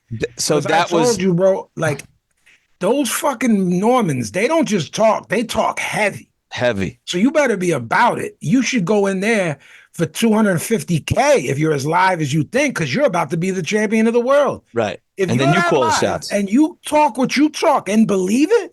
You do it for free, and then you call all the shots, and you're the man at 47. But I think that's what we see. That's the order of operations here. Yeah. And if it happens in when he fights in September, best believe I'll be at my 5th Boots fight.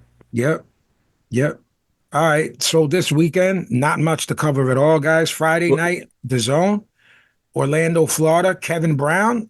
That's the Cuban guy? The Cuban kid, 31 on paper? Yep. What's he? Well, I think he's 47. I think he's older than me. 6-0, 3 KOs. They're obviously that popped me 40s. They're obviously moving him fast, guys. The Cuban amateur program, the kid 90. He already knows what he's doing. I fought in the 88 Olympics in Seoul. He fought. He was on the team that Meldrick Taylor fought against in Cuba in 84. Sweet Pea fought in the amateurs, this guy. He's really good. His style is already conducive to the pro style. Salas, he's with Salas. We know these dudes. He's fighting a 14-2.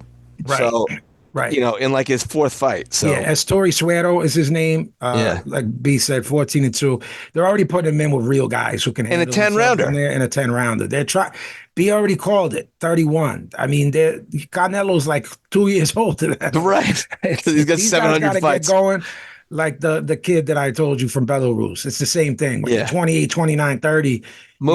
They're moving this kid super quick. He's at 140. It's wide open when he gets there. I'm still laughing at you said 47. That's fine. Yeah, I don't mean wide open for him to win. I mean, there's good fights. There's paydays at that. Well, you know what I mean? I can't see. He wins this and one more, and I think he starts fighting like ex-champs, you know what I mean? Or faded guys with a name or something. Saturday, The Zone, Cannon Medical Arena, that's Sheffield. Sheffield. That's in Sheffield. 17-0, 13 KOs. This kid can fight. Dalton Smith's really good. He's the headliner by far. Smith, really good. Rounding out the card, you have Josh Padley's back again. Yeah, so we wanted him to get rewarded for flying to Saudi with the 24 hours notice or something. Yeah. And I appreciate that he has been rewarded with a quick fight. 15-1. He lost to Shakur. Could not have fought tougher. Could not have showed me more in a one-sided loss. Yeah. He's fighting a guy, Marco Sventovic. 10 rounds. I just like Josh Padley. Yeah. Bring your lunch pail type guy. I'm rooting for him. I think he can handle himself in there. I'm looking for him to win this fight. Why is Josh Warrington fighting? I thought he retired. Didn't he do So the whole did I. gimmick like where he I put thought his he like? did. He is now in the. I don't want to see this guy fight, not because I don't like him, because I do like him. He keeps retiring. Yes, and He's like Kiss. He's lost 3 in a row. Oh, This is like a guy who was this is like Cher. a gun at one point. Yeah. He is.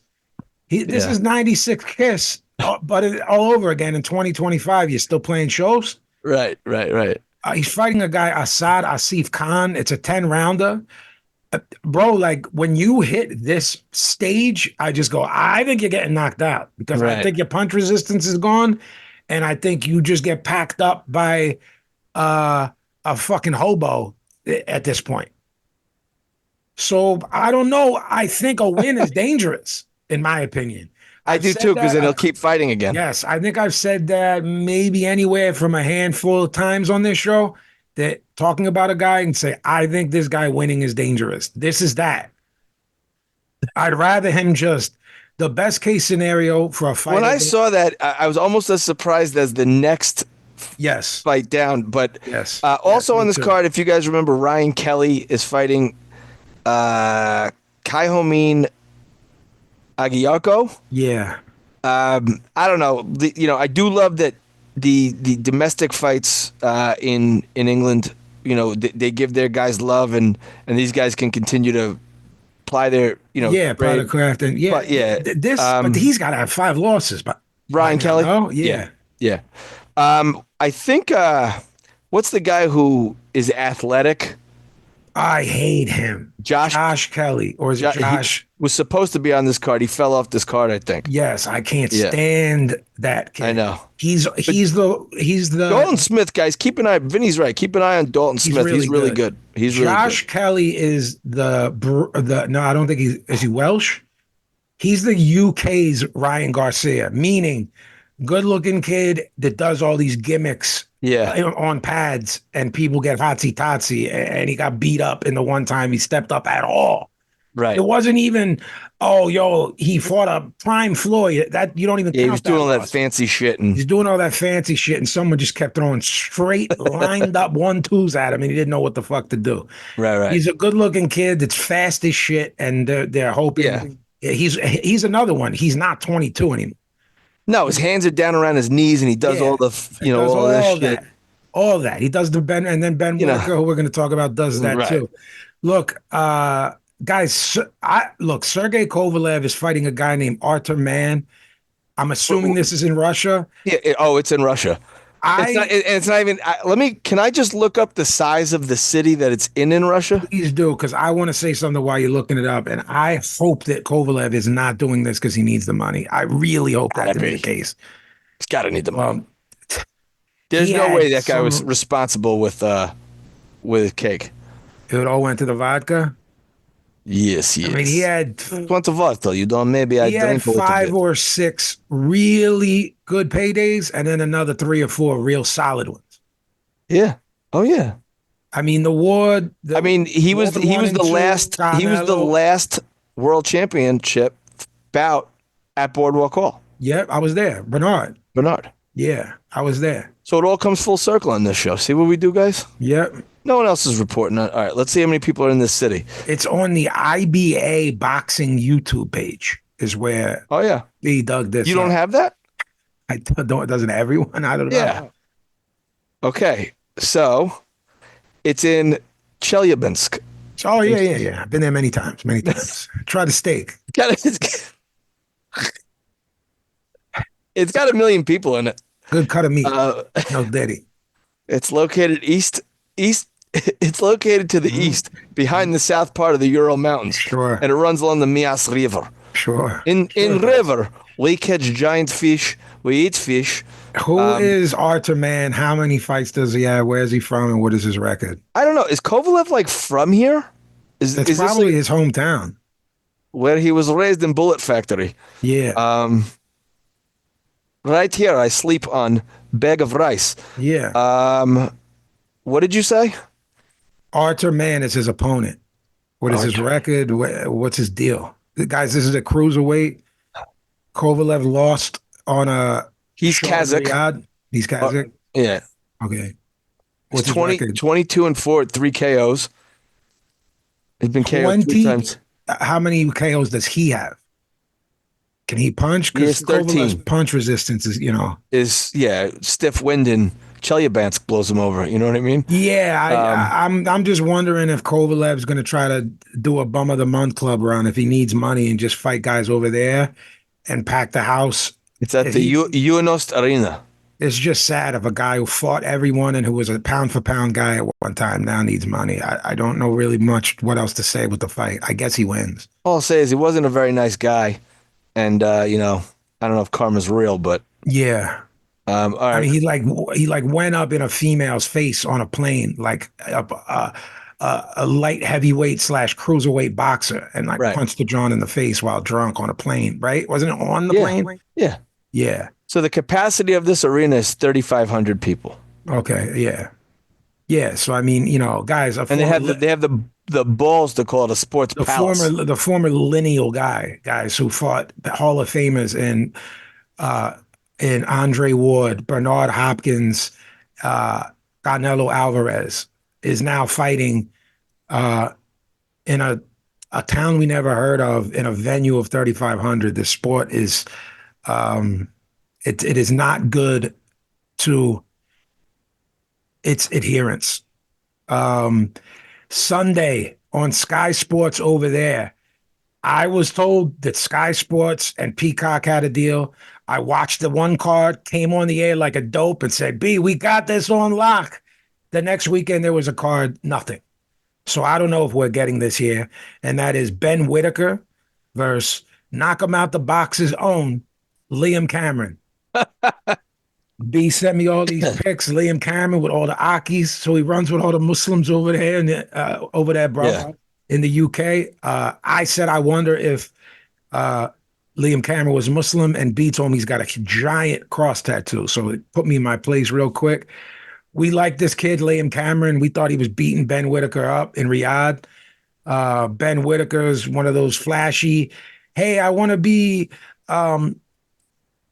Prince Nassim Hamed. And there's one difference with guys that want to emulate that. Nassim was great. Right. And he hit like a mule. You got 8 fights. Ben Whitaker's dancing. Right? He's got 8 fights? Yeah, turning around, doing full 180s and 360s. Mocking his opponents. Mocking his opponent. Liam Cameron brought his lunch pail and was just digging to the body, jabbing him, right hands, busting him up. And it was a cut, wasn't it, B? They went over the ropes and Oh, right? and he did the Fugazi, my leg hurts, because he was getting beat the fuck up. we got brought on a stretcher with a Yeah, fucking yeah. He did a whole thing. with a neck whole brace. soap opera. Yeah. He was chasing an ambulance. He's wearing the Vince neck brace. Ben Whitaker. Look, I want Liam Cameron to fly this kid's head. We called for Team Cameron over here. Yeah. Well, we called for a rematch, and Tony Taro said there's no fucking way this Ben Whitaker gets back in the ring with him. And he did. He did. My guess is that he's like, I felt like shit. I barely made weight. I faked this injury. I'm gonna whoop this guy's ass second time around. I think that's what the Whitaker camp. I think I'm picking Liam Cameron by vicious stoppage. Right? Everybody's no, I don't know. Who are you picking us? I'm picking Liam Cameron. He's a friend of the show, according to myself. I want Liam Cameron to win, and I'm actively rooting for them, which you're not supposed to do as a journalist. But I'm picking Ben Whitaker to win. Okay, I'm going Liam because I'm loyal. I'm going with Liam because I think he's in Ben Whitaker's fucking head. I'll jump around if Liam Cameron flies this kid's head. Team Cameron, aka knock him out the box. Indeed. We might have to change the name of the show to just Team Cameron. Team Cameron. Cameron out the box. Cameron. Billy, did you bet this weekend? I did. Tell us about it. Tell us, Billy. Where were we, Bill? We were in Atlantic City, the land of the bets. What? Okay. But I took Ennis in the 10th, trying to go with Vinny's prediction. That was my Your fun, John. Right. But then I did 7 through 9 win for Ennis too, so he didn't make it quite that far. Okay. All right. Well, see, there was a parlay that I saw It was Boots by KO, no rounds, just Boots by KO, and Ray Ford by decision. And it was like for 100, it was like B. Right, I could have done that. It was like 360, B. So if you put 100 clams down, and we picked both of them, we picked Ray Ford by decision and Boots by knockout, and I think that's a nice bet. Bet $100 and win 360. No, am I bugging? I'll take it. No, that's a good bet. So I think you should think more of 2 fight parlays and safer ones, and then throw $50 on the wacky ones. Yeah, but if you don't put the knockout on that one, then it's going to be way less. It's the fact I understand, but we picked Boots by knockout and Ray Ford by decision. That was a 2 fight parlay on a company. Right. I'm not saying the name because we're not giving people free. It's a big John. Unless you want to advertise with us. It's a big one. It's arguably the biggest. Ayo. Arguably. No Puff Daddy. No Puff. Arguably. Do we have mail? We do. Mm-hmm. A lot. Mm-hmm. Ready? Mm-hmm. All right. The first one is from Eric Monroe. What's up, Eric? He says, hey, guys, this is Monroe from Connecticut. There's also a Monroe, Connecticut. He's been listening for a while, and out of the 6 or 7 boxing podcasts I have followed for the last few years, you guys have quickly become my favorite. We appreciate that. That means a lot. He says, thank you for the in-depth analysis and consistent weekly shows. 2 things. First, I was a Keith Thurman fan for a few years back in the "Don't Duck Me, Son" days. Okay. He writes THUN. Yeah. Yes, fucking great. Thank you, Eric. Up until his injuries kept him away and his cringe factor started to ramp up. But what I loved about him was his power punching aggression in the early rounds, his athletic base style, and that he seemed willing to get in there with the top guys in the division. Up until Crawford showed up at 47 anyway. Mm-hmm. Plus, his outspoken taunts and trash talk was fun and sometimes comical, despite how corny he tended to get. Just wanted to say that on his behalf. I'm not willing to die on the hill for the guy, but there was more to like about him back then. I got you, Monroe. A lot of people liked him, so I have to be a little bit more specific. I was having more arguments then than I am now. Right. There was a lot of people that were hotsy-totsy for Keith Thurman in that run. You know, the mid. I don't know what we call them now. What do we call the early 2000s? Just call them that, the early 2010s. Then the 2010s or the 2010s? Like the 1910s, 1920s. The aughts. That's that real old Mr. Burns shit. Yeah. Oh, back in 1906. Excellent. So in the 2010s, motherfuckers were like, yo, this guy's got a fucking bomb for a right hand. He's knocking everybody out. That's what we were sold as that, remember? Yeah. He beat up Carlos Quintana, right? He knocked him out. Nicknames one time. That whole group of PBC kids were kids. So you're like, yo, are we entering a golden era again of welterweights? You had Danny, Porter, Spence, Thurman, and then some guys just right underneath them. You know what I mean? You had, who's the Cuban kid? That beat Pacquiao. He was really good. He's like 90 now. Ugas. Yordenis Ugas was younger, but not getting name fights. There was a lot of guys floating around at 40 and 47, and all those guys were getting mad love. And I was just like, every one of these dudes is suspect except Errol Spence, meaning they couldn't compete in other eras. Like, that's when me and you really get down to brass tacks on this show. Right. Start talking about that stuff. You know what I'm saying? Were those guys good for that time at 47? I guess. They all fought each other. The only guy out of the PBC guys, I think, that would have been competitive in almost any era at 47, you probably agree with me, was Spence. That's what I just said. Yeah.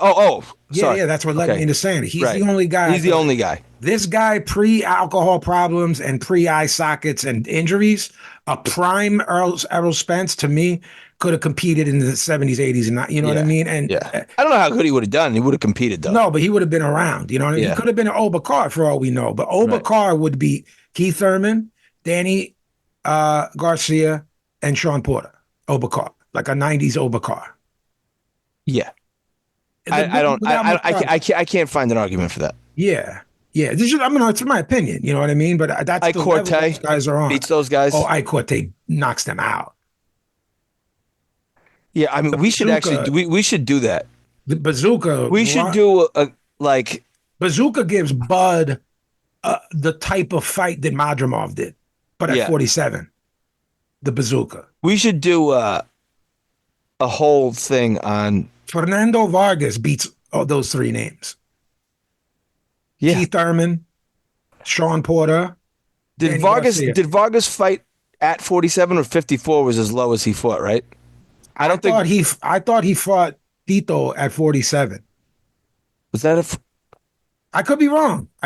Did he turn pro? Those early fights where he definitely fought Winky at 54. At 54. Winky never fought it. No. At 47. That's the smallest he ever fought. Then went to 60, then 68, didn't he? Yeah. Didn't he end up at 75 against somebody like at the very end? Winky? Yeah, he fought was it Bernard? Well, he fought Bernard at 68. 68. No, Bernard skipped 68. Bernard went right to 75. He did. He fought Bernard at 75, and he fought didn't he fight Tarver too? Did he? I don't know. Let me just look up Fernando Vargas. They better keep their eye on Josh Warrington, B. Fernando Vargas is only 47. I think we're the exact age. I think we have the same birthday. Okay, Felix Trinidad in 2000. Of course, Bachrock is messed up. I could swear that was a 47. No, Tito had moved up by then. 54. All right, my bad. Yeah, IBF Super Welter. My bad. All right. So he says, also, Vinny, what was the song at the end of episode 125? I need to know, man. Shazam and Google couldn't identify. Yeah, excellent. And I'm dying to get that song on my playlist. Please let us know, Vinny. Can't sample snitch. I don't think I can, Monroe, because what I'm doing is if I play songs from like popular stuff, Monroe, they'll clip you and take your episode down. So what I promised these guys I do was go so deep in the crates that they wouldn't pinch us. So if I start saying it, get pinched. It would what would that be called when you not contradict? It would make what I'm doing moot. Right. I'll tell you, Monroe, like in a DM or something. Or can you respond? Yeah, I can respond to him. Big? Yeah. I'll respond to him. I'll send you an email. I can send you the song, Monroe. Like I'll just send it to you because you're not going to find it. Trust me. He says, anyway, thanks for the laughs and entertainment. Keep doing what you guys do. Thanks for listening, buddy. Good night, Billy. That's what he wrote. Oh, did he? Yeah. This Billy gets a little bit too much love. Billy gets a lot of, let me tell you something. At the fights, people were like, if someone says hi to me, they immediately look around me. Right. To look and see if I'm with the bearded and mustachioed Mr. Connell because he's so handsome. If you said to me, who will come out tonight that's capable of putting you in a better mood? Billy is number one. Everyone. The OG Gavin and Brendo Long tied for 2, and Musa. That's who I would want. I don't know if I could compete with Musa. Who's better than him? But I think you're the GOAT. Billy's the GOAT of fun times? Of mood times? Of brings warmth. I love him. He's great. Cracks me up. There's nothing I could critique about Billy as a friend. Wow. I got some critiques. I'll tell you. I got some. You have some Frankensteinians. I got a lot to say to you people. I can't say it on air. You make me a fucking nervous wreck. Huh? You make me a nervous wreck. I do? Yeah. And I'm already a mental patient. Why do I make you a nervous wreck? Just that. Why are we meeting at that time? A half hour earlier. Why? A chicken Italian. I just ate that. My car only does 80. I need to do 82 to make it there. Oh, get out of here. I show up. Everything. Right. This one's real long. I think I'm going to have to skip this one. Hey, yo. It's real long. I have to skip it. Hey, yo. Just rip through it. I mean, that's a book. That's a book. I think I have to pass on that. Really going to skip that? You know what? All right, here we go. Cliff notes. All right. Hi, gents. Joe Kubik from London here. I've been listening for about 6 months now. Love the show, and thank you for making me aware of some superb fighters I'm not sure I'd be aware of here. Thank you. I'm talking to the likes of Boots, Collazo, Zepeda, and even Bam Rodriguez, who is fast becoming my favorite fighter. They're just not promoted here very well at all. In my opinion, it's crazy the UK press don't promote these fighters and more. It's all about the UK fighters here. Is it the same in the US for your fighters? I honestly am not sure. The average casual UK fan could definitely name an American fighter right now. And if they do, it'd be the likes of Tank, Garcia, Wilder, in parentheses, Yawn, and hopefully Crawford. So, on to the Eubank versus Ben pay-per-view numbers. I think this fight will sell very high here. Higher than the roughly 200,000 buys you mentioned on the excellent episode 125. I think there are 2 to 3 main reasons why, and I'll try to explain. Firstly, Eubank and Ben Sr. have always been huge names here. With boxing fans, casuals, and even non-casuals saying that their fights were some of the best domestic dust-ups we've ever had. True. I'd even go as far as saying some would say they were their favorite UK boxers of all time. Mm-hmm. Definitely not me, by the way. Mm-hmm. Because of this, there's an interest across all levels, fans, casuals, and the general public, and in parentheses, and media. Everybody enjoyed the fact that Ben and Eubank Sr. genuinely seemed to dislike, even hate each other. Mm-hmm. And the fights were pretty brutal, very brutal. Yeah. UK fans definitely prefer a fight when there is obvious dislike or bad blood between the fighters, which is obviously not uncommon. The fact that Conor and Chris Jr. also clearly dislike each other, just like they're old men, is a big selling point. It's like there is an element of nostalgia. A lot of older fans will love that the two sons of two of Britain's favorite fighters are going to be slugging it out. It's like history on repeat, and not many will care about the weight categories. This is seen as more of a fight than a boxing match here, in my opinion. That's an interesting take. It is. It's very interesting. The fight is being pushed in the media over here big time. They're playing on it being a family feud. The fight is being mentioned a lot in the media on a day-to-day basis. I'd say it's being mentioned as much as any big Mike Tyson, Fury, or AJ fight has been in recent years. Also, the pay-per-view is cheap here. We are not used to our pay-per-view prices being anything above roughly 30 pounds. I remember when one of the AJ fights was close to 50 pounds. It was big news, and lots of people, mainly casuals and the public, said they wouldn't bother as it was too much. It will be interesting to see how many pay-per-views are sold, but I think it might double the 200K Whoa! And be closer to 400K. My only question mark is if people will head out to pubs and other events to watch it rather than buy it at home. That's what I'll be doing. Mm-hmm. Keep up the great work. All the best, Joe Kubik. Thanks, Joe. Yo, thanks, Joe. Okay, but one thing that's important to mention, I'm not just talking to our listeners, I'm talking to the three of us here. They're not called this, but bars have to pay huge money in America. I don't know how that works in Europe. You have to pay, you get a deal, but you pay according to your max capacity. So my man Khan had a spot and would get them, and they were like $5,000 sometimes. Yes. You know what I mean? Which is why you pay the door. Right.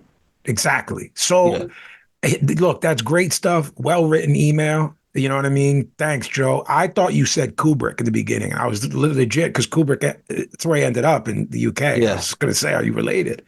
Thanks, Joe. Yo, that's crazy. So Seldom Seen told me he thinks people are going to do the pub thing or just stream it illegally. And our buddy Joe says, nah, it's a fucking big deal over here, man. So we'll see, man. It's a blockbuster. B, when I gave that number, I don't remember what you said about it. What do you think? When I said, I thought it was reasonable, 200,000. I mean, we're talking about a country much smaller than ours. There's 68. Look, I'm rounding it off. There's like 70 million people in the UK. Okay, there's 350 million in the US. Mm-hmm. All right, they're a bit more. They're very passionate there. They're more passionate than about American boxing fans. So You know, and the only thing we're passionate about is football now. Yeah. And Brendan, we're not talking about it doing 1 million. We're talking 200,000. Mm-hmm. So to me and you, the US pay-per-view number that's you are a fucking star is 1 million. The you are a star might be 200,000 in the UK. And according to what he just said, these guys are, their fathers are household names, and they definitely are, you know? Well, I mean, if you think about it, let's hypothetically say, for argument's sake, and to keep it around the same weight class. Yeah. Roy Jones and Bernard Hopkins had 2 sons that were of similar age. Yeah. And they were good. Yeah. Like contender level good. Yeah, contender level good. Yeah, because these guys are both that, regardless of what we've said about them on this show. Yeah. These guys are both real fighters. These aren't like YouTube guys or something. Right. You know. So you have... Or Jackie Frazier. Remember his daughter? Yeah, yeah. It's not like that. That would be huge. Huge. Huge. Oh, he also asks, are we like that with our fighters? Yes. Brendan and I, we would be considered sickos when it comes to boxing. Yeah. So when you hear us talking about British guys and knowing them, it's not because they're pushed here. It's because we're maniacs that know. Yeah. So I don't know if there's... The thing with British guys, well, you know, our media... I mean, we were aware of Eubank and Ben. We knew who Stevie Collins was. We knew who Darius Miklashevsky was. Yeah, but why? When you're saying we, you're talking about household names. We're maniacs. He's saying it's like, yo, we don't know who Bam is over here. If there was a Bam of the UK, we would know about that motherfucker. Sure, we like Sonny Edwards here. Right. Okay, so it's like, fair enough. To me, that's what I'm saying. No, but it is very insulated if you mean regular people. Regular people don't know who our boxing stars are. Right. They don't know. They don't even know Boots Ennis fought this weekend. Yeah, Joe, it's dead here, bro. It's dead. This was the sport of kings here when our parents were alive. That's dead. It's a niche sport here. Niche. There is no 80,000 seat Wembley fight here for a U.S. guy. You guys have that. You can get a Mexican guy at Jerry World. That's the closest thing you're going to get. Yeah. It's the biggest, that's the face of the sport. So it's like almost cheat code. Right. All right. So next, thanks for the letter, Joe. Thanks, Joe. All right. Ryan Hunt writes us in. What's up, Ryan? He says, writes into us. Says, yo, just circling back to last week's episode where y'all mentioned your poor experience. This is a little hack. Your poor experience with ESPN Plus. I found that buying an Xbox or a PlayStation to pose as a cable box helps. I've never had an issue. You buy the console, download the ESPN app, sign in, and voila, there it is. Hope this helps the connection issues. Peace, Ryan Hunt. Thanks, Ryan. Thanks, Ryan. It looks like it's going to be a non-issue for boxing. I'm not saying, I don't know if I'm going to get rid of mine if you are too, because you're a Yankee fan, you're a football fan. We're sports fans. Yeah, I mean, if I'm not going to get boxing on ESPN Plus, I ain't fucking. Okay, so there's the answer. Thanks, Ryan. Yeah. This next one is from Lewis. He says it's titled Zoo Thurman, an argument. Okay. He says, greetings to the team. I want to offer a rationale for why Zoo is being set up with Thurman, since you struggle with the idea. The major question is how damaged Tim Zoo was by his gore fest against Fundora. He did seem to feel his scalp a lot in his next fight, worried about being opened up there. Yes. Then being dismantled by Murtalzayev. Yes. Myself and the people I discussed with generally feel Tim needed a major rebuild and maybe a few months of layoff. So did Brendan. I think KOTB collectively thinks Tim is ready to be thrown back on a mid to big PBC card already. Brendan doesn't. No, not at all. I mean, I thought this was too soon. Lewis, if you listen to the show, we argued. We argued about it. I didn't want Tim Zoo touching a boxing ring for a year. All right. Yeah, he continues. The fight against Spencer was a very soft comeback, and while Zoo finished it quick, I don't know if there was enough meat there to really get a feel if Tim fixed himself or the holes in his game. We mentioned that on the show. Yeah. As to Keith Thurman, Zoo was supposed to fight him a year ago for his big breakout fight in the U.S. before Keith was injured, then replaced by Fundora. Correct. Thurman, we didn't understand it then, Lewis. Right. We didn't want it then. Thurman was set up to beat Jarvis in Australia, and it seemed that the Thurman Zoo fight had gained some traction to be a big Australian pay-per-view. Right. No, we know why they set it up. We're just not sure why they care about Keith Thurman. We don't give a fuck about Keith Thurman on this show. And if you ask boxing fans here, they don't give a fuck about Keith Thurman anymore. And if you extend it does nothing for his career. If you extend it past Brendan and I and Billy and knock him out the box, in America, no one gives a fuck about a 36-year-old Keith Thurman too. Right. So who until last fight never competed at 54 and has been on and off the shelf for the past 6 years. Yeah. Tim's promoter, No Limit, is not part of the DAZN, now owner of Foxtel Down Under. Galaxy, I don't know what this says, Galaxy and R. I imagine eager to get a big pay-per-view with Zoo, as I understand, he's by far the most popular boxer domestically. Okay, so for here in America, Tim Zoo fights on PBC. No Limit has a deal with PBC for America. Right. So I don't know about what the DAZN stuff you're talking about. I'm ignorant to that, Lewis. Yeah, here they have a deal with Amazon. They used to have Tim fought on Showtime until Showtime gave up boxing via PBC. Now the deal is with Amazon, so it's either Amazon for free or an Amazon Prime pay-per-view, which Tank was. It will be a more substantial?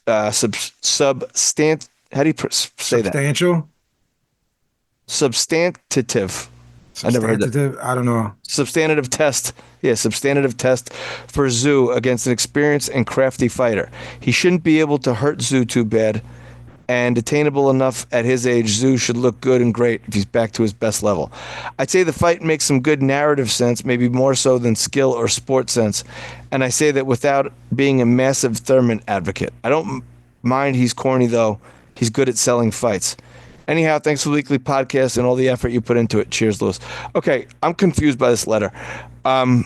Sorry, Lewis. We answered most of the questions. We do understand why they're giving him a meal in Keith Thurman. I think there's some disconnect here, as Keith Thurman is no longer a name. Correct. And if they were going to sell this fight to us 3 years ago, fine, I get it. Keith Thurman doesn't fight at the weight and isn't a name anymore, or a name that matters. People know who he is. Vinny pointed out last week. I argued and I said, well, I think he's a name, but it's not a name that matters. Right. It's a name in the sense of a name. We can debate what that even means. Right. You know what I'm saying? You could be right. I could be right. We could both be right. It's not mutually exclusive. Right. You were right. It is a name. He's a name that people care about. It doesn't, not over here. You know? No, and I'd say it would make more sense if you transported the Tim Zoo from before Terrell Goucher and the Keith Thurman before Pacquiao. Right. And then made that in fight. that Minnesota Armory, and they fought there when he fought Terrell Goucher. Right. Then I'm fine with that fight. That's who Tim Zoo should have been fighting then. Right. That type of guy. So, okay. All right. Thanks, Lewis. I think we might be in the minority here, because when I tweeted it, people were like sort of arguing against us. And I'm like, are we just going to be wrong here? I guess we'll just be wrong. All right. Yeah. Well, that wraps up. I never see Keith Thurman ever again in my life. It'll be too soon. So how's that? Yeah. Not to Lewis. How's that? I mean, you know what I mean? Lewis, that's not aimed at you. That's aimed to our listeners. Guys, if I never see Keith Thurman ever again, it'll be too soon. It'll be too soon. So that's my answer to this fight. We'll watch Liam Cameron's entire catalog. I will. But we don't need to see a Keith Thurman anymore. He loses to this Ben Whitaker, I'm right back on the bandwagon. Right back on the next fight for Liam Cameron. All right, let's wrap this thing up, Pez. All right. You can find me at the Killer B24 on Twitter, at I_no_that_kid on IG, at KOTB podcast on IG, at KOTB. No, at KOTB Boxing. At KOTB Boxing on IG, at KOTB Podcast on YouTube. Write us at KOTBboxing@gmail.com. Vinny. New single. What do you think about that? Another new one, or the Head new of one? David. It's only available via YouTube until we drop the record. God Send Vengeance on April 25th. Go to YouTube, Vinnie Paz, Head of David. That's the single and new video. April 25th, the record drops all around the world. Pre-orders available, bundles, hoodies, t-shirts, hats, jackets, all of that. CDs, vinyl variants, everything. Knock them out the box shirts, all of that. We got you covered at jmtstore.com. Sorry. My bad. Go ahead. I am at Vinny_Paz on Twitter. On Instagram, I'm at BoxCutterPazzy. jmtstore.com for everything else. Vinnie Paz on Facebook. Yeah. So, the same thing applies for this show. Like us, like Vinny's music. Go like the new single. Comment. It all feeds the algorithm. It all helps guys, us out. that all feeds the algorithm. And considering the new listeners we've been getting, it works. It works. So right. Rate our show, give it a good review. Just drop a line. You don't got to write a paragraph and nothing. You just write something good. Like it, subscribe, all of that. Tell us how you feel. Tell a friend to tell a friend, and write in keotbboxing@gmail. Write in. We've been getting more and more letters. They're fun to answer, and it helps keep the show creative. Boys, before we say goodnight, I have an announcement to make. Uh-oh. He's quitting the show. Mm-hmm. Not only am I quitting, but I'm taking it to Instagram. Wow. Whoa. There is a new Instagram associated with the KEOTB podcast, and it is Billy_Bindlesticks. You Go follow that. You can now follow Billy Bindlesticks. You can follow the journey. Bindlesticks and find this maniac, because he keeps it private like private, which we all respect over here. But now the fun begins. Now the fun begins at Billy_Bindlesticks on Instagram. He rode a freight train into Atlantic City. That's all I got to say. He did, and took people out with him. He carries a harmonica in his back pocket, and he made quite a bit of cash next to the one-eyed magician outside of the Irish pub. So all I got to say about that is say goodnight, Billy. Well, things are picking up, guys. A lot of fights to talk about in the upcoming weeks. You know what I'm saying? May's a little bit crazy. We're about to get crazy. Pound for pound might get shaken up. All of that. Let's go. Say goodnight, Billy. Good night, Billy. Knock 'em out the box.